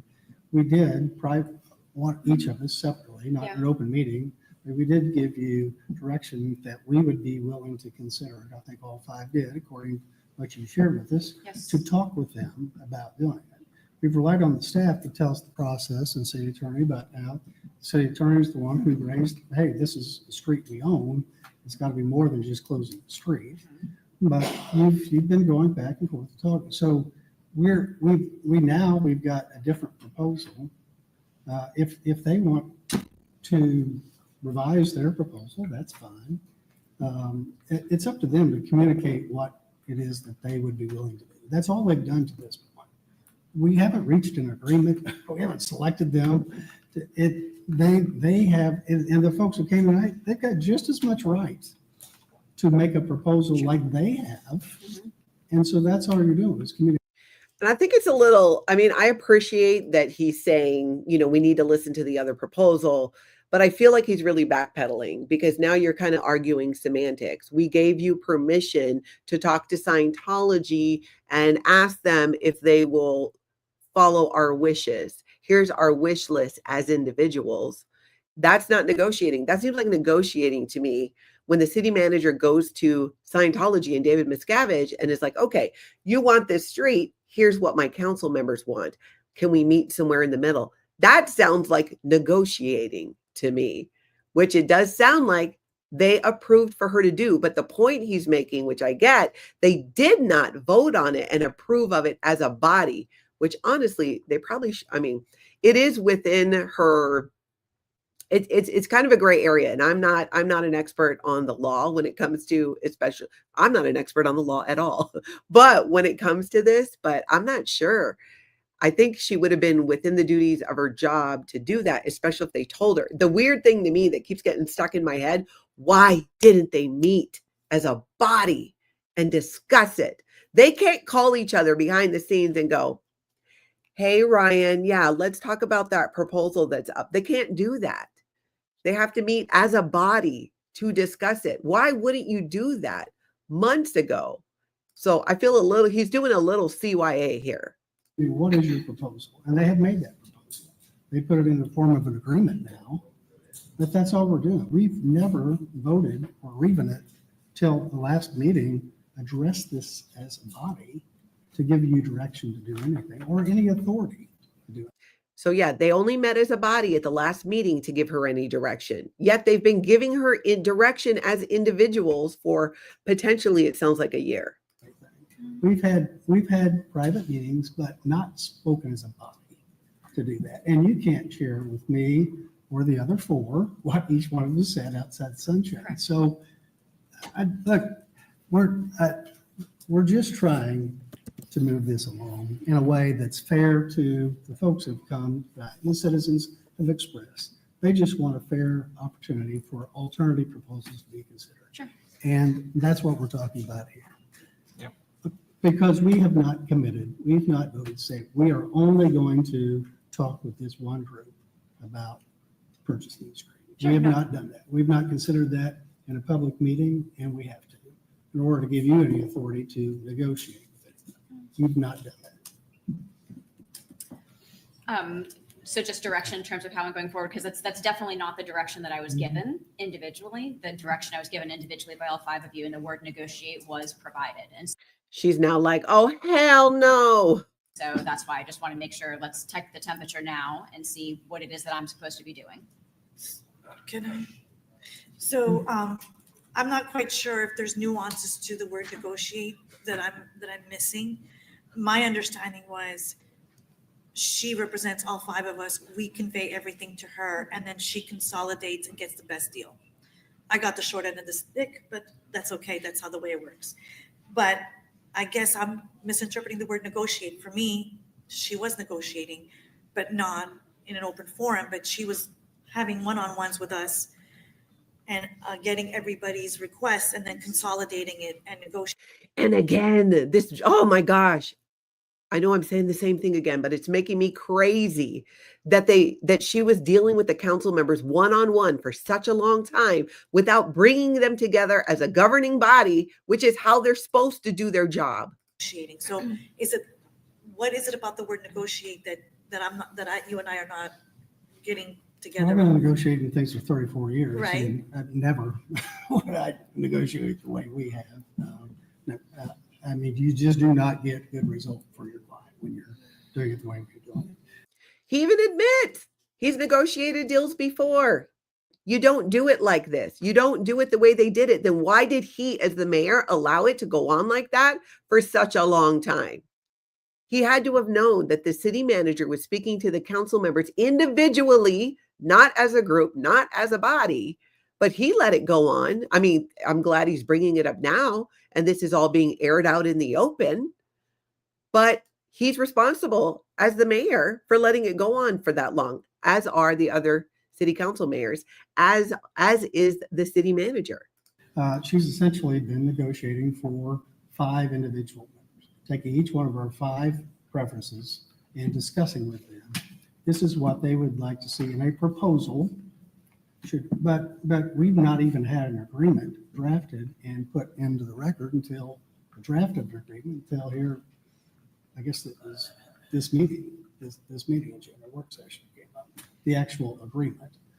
So we've had nothing to look at, the 5 of us all together, to see what even the proposal is to this point.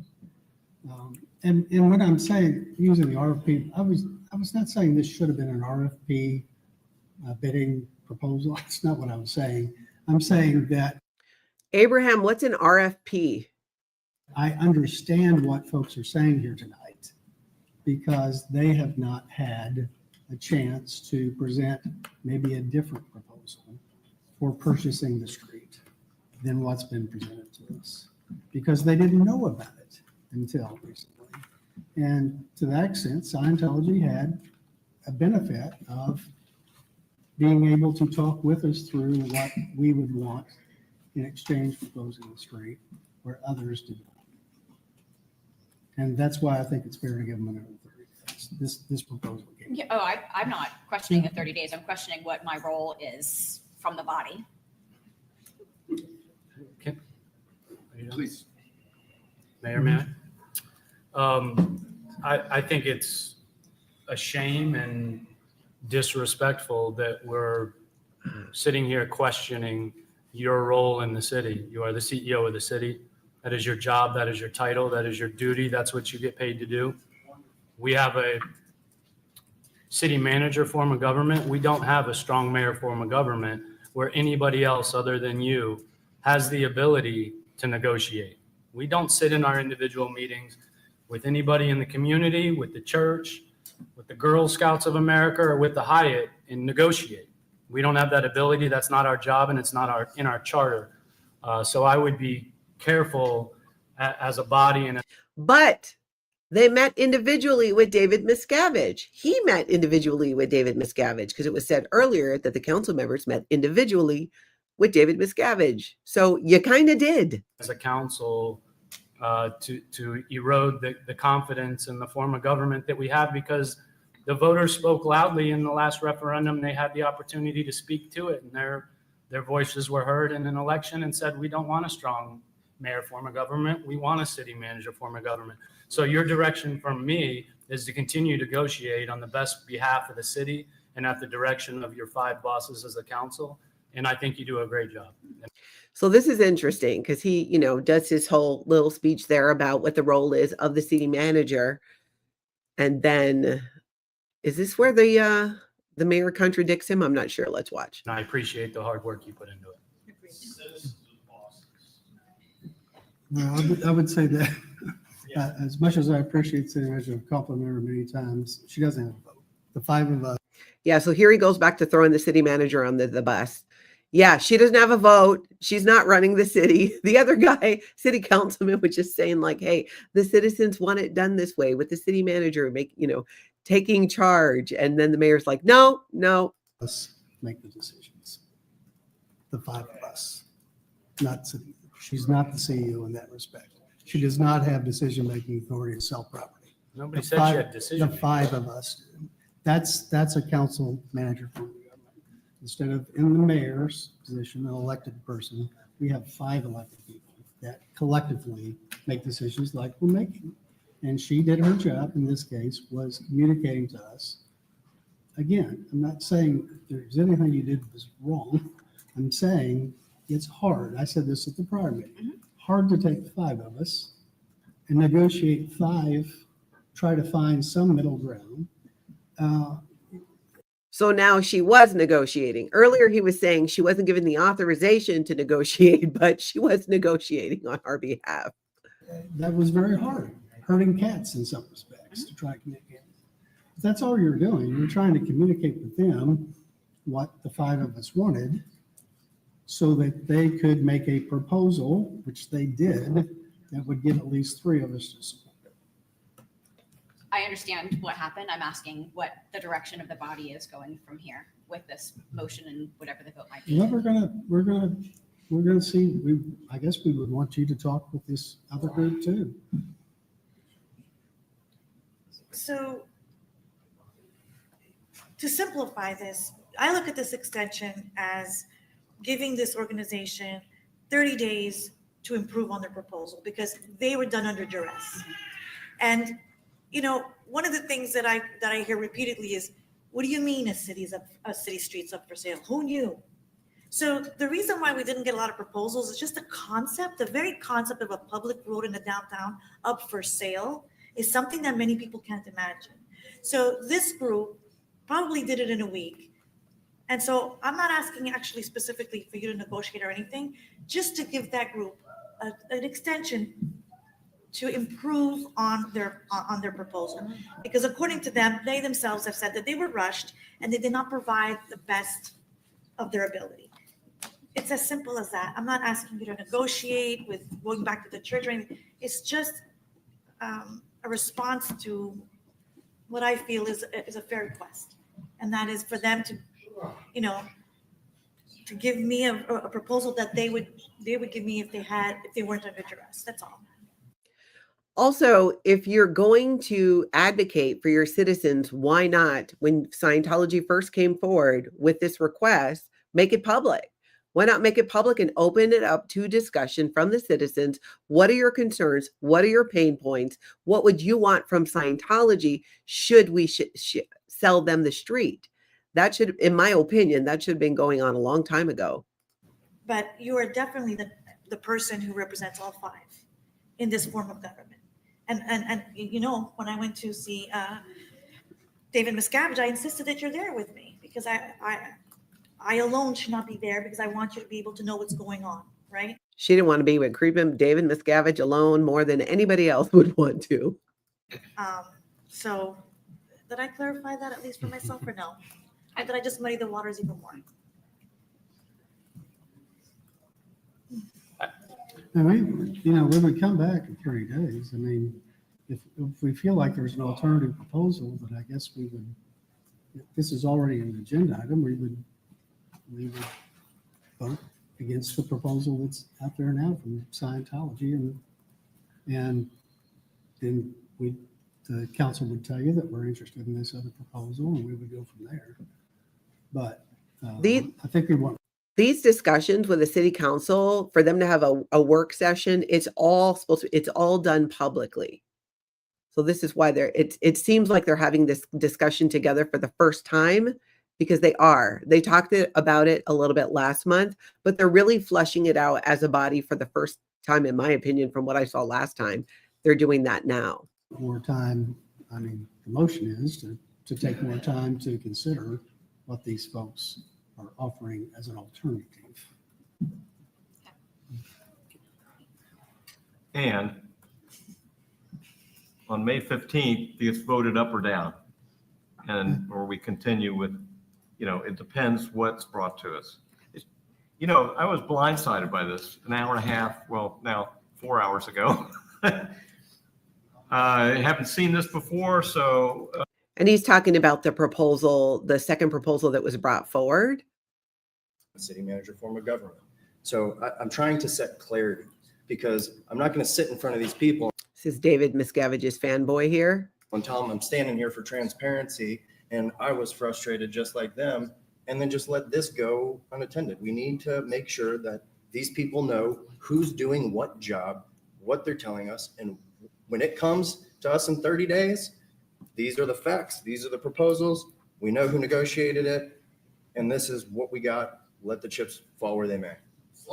I love how he's all talking about transparency now when he's been having closed door meetings with David Miscavige and Scientology. They all have as individuals and said nothing to their community about it up until very recently. So what's your motion?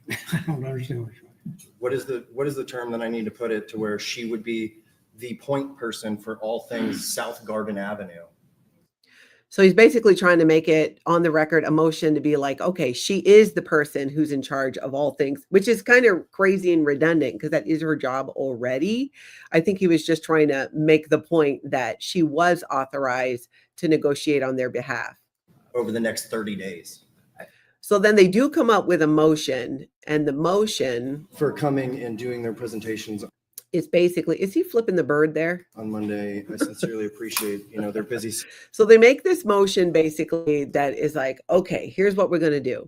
The second proposal that came in, let's give them 30 days to get their proposal together for real and give it to us. And let's give ourselves some time to digest this. So then let's go ahead and we'll meet about this again, May 15th. So they put forth that motion, they voted on it, and the vote did pass. So they will now discuss this again at May 15th.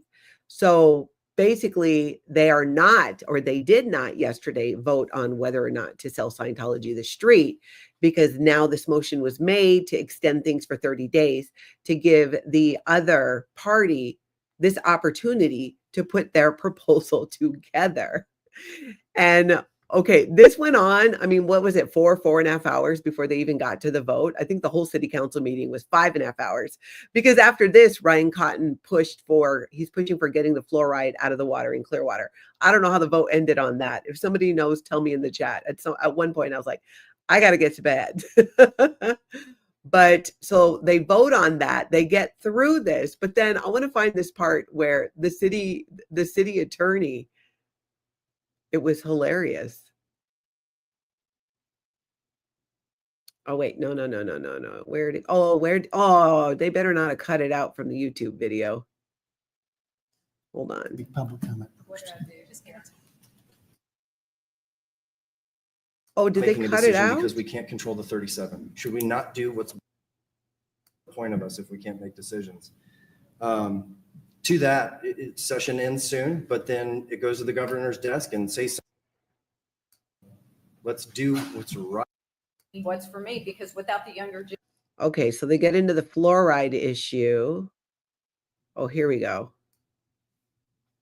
The city manager, the city attorney, this guy's been like, straight faced the entire time getting this, right? Going through all of this. He's been there the whole time, just keeping it straight. And after the vote is done to yes, we're going to discuss this again in 30 days, which is May 15th.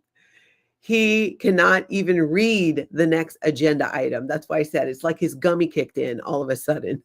To designate the land use for certain real properties located on the east side of Poinsettia Avenue, approximately 50 feet north of Idlewild Drive. It's like this whole Scientology issue just like broke him. The absurdity of it all, I'm sure. Whose post office address is 2039. I'm sorry. Where are you? So, Go ahead. yeah, just hit the funny bone. Whose post office address is laughing is contagious. So sometimes that's all you can Yeah, he wants her to read it and she can't because she's laughing too. do.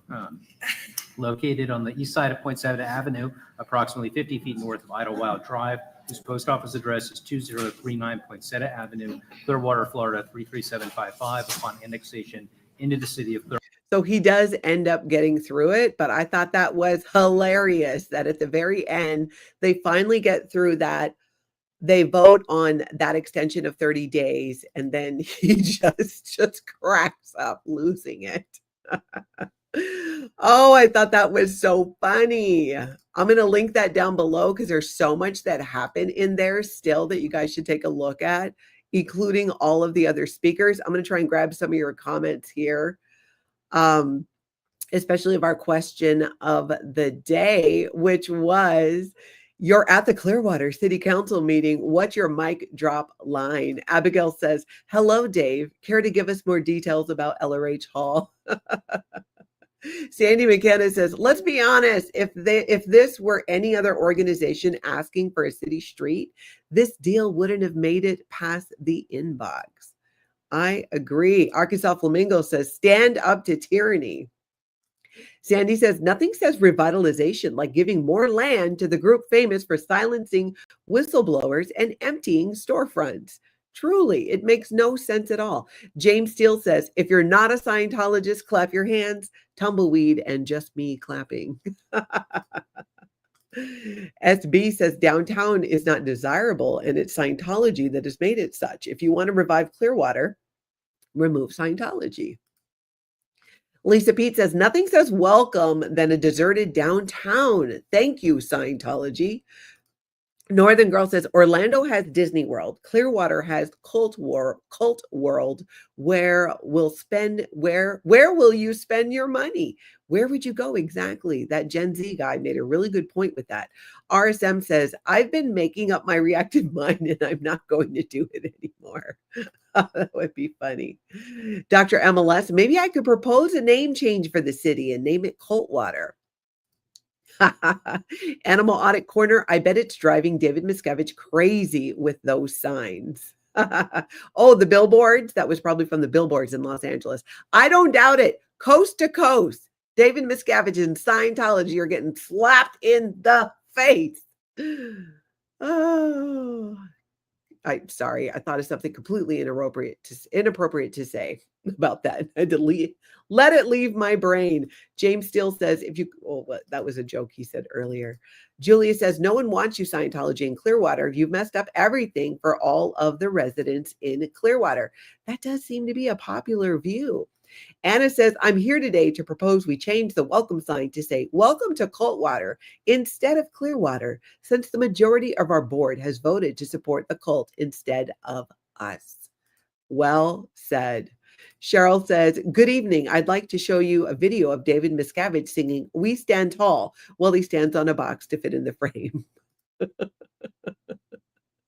They should open it with that, I'm telling you. Brooke Elliott says, I had a hard time looking away from the side eye Aaron was getting and the attire choices. Constance June, city manager, sounds pro Scientology. I don't know for a fact, just based off what I've seen and the fact that she is the point person negotiating with Scientology, that Scientology has not completely tried to safe point her. I don't doubt that at all. I don't see how she could move forward doing what she's doing or proposing or advocating for it if they hadn't done that. Sandy McKenna says, I came for city planning and stayed for the passive aggressive glares. Pincha Leslie says, it's giving secret invasion takeover. And let's not forget, Scientology was very clear about what their plans were when they first moved to Clearwater and lied about who they were. And it was to take over Clearwater, to create this base there. Jennifer Arnold says, is there not a report from a local paper in Coldwater who would be willing to write an article about this? There's already been, I think, 2 news programs that have covered it. And I bet there will be something in the Tampa Bay Times coming out, if not even today. I can't imagine they're not covering this. Animal Audit Corner, why can't they kick David Miscavige out of town? Better yet, why can't they just throw his butt in jail? He's breaking the law. Yeah, I don't know. Itchy Thetans, anyone know if this drew a bigger crowd than usual because of the cult's proposal? Yes, they had an overflow space as well. So I do believe that it did. All right, we got a lot more comments and stuff to get to, but we are running out of time. Tomorrow is Saturday. If you're on the replay, tomorrow might not be Saturday, but on Saturday, I'm doing the recap at 10 a.m. Central. Aaron Smith-Levin from Growing Up in Scientology is going to join me, and we're going to be talking about a few topics, but definitely getting more into this issue with the city of Clearwater and Scientology and this street vacation. We're going to be talking about that more tomorrow, but time change, it's going to be 10 a.m. Central instead of the usual 11 a.m. Central. If y'all could go hit that like button, do me a solid, I would appreciate it, and hit that subscribe. I was looking and someone commented that some of you are slacking and hitting the like button. So a little reminder, please go ahead and do that on this Aloha Friday. I would appreciate it. I will see you guys later. In the meantime, I hope y'all get out and have an amazing cult-free day.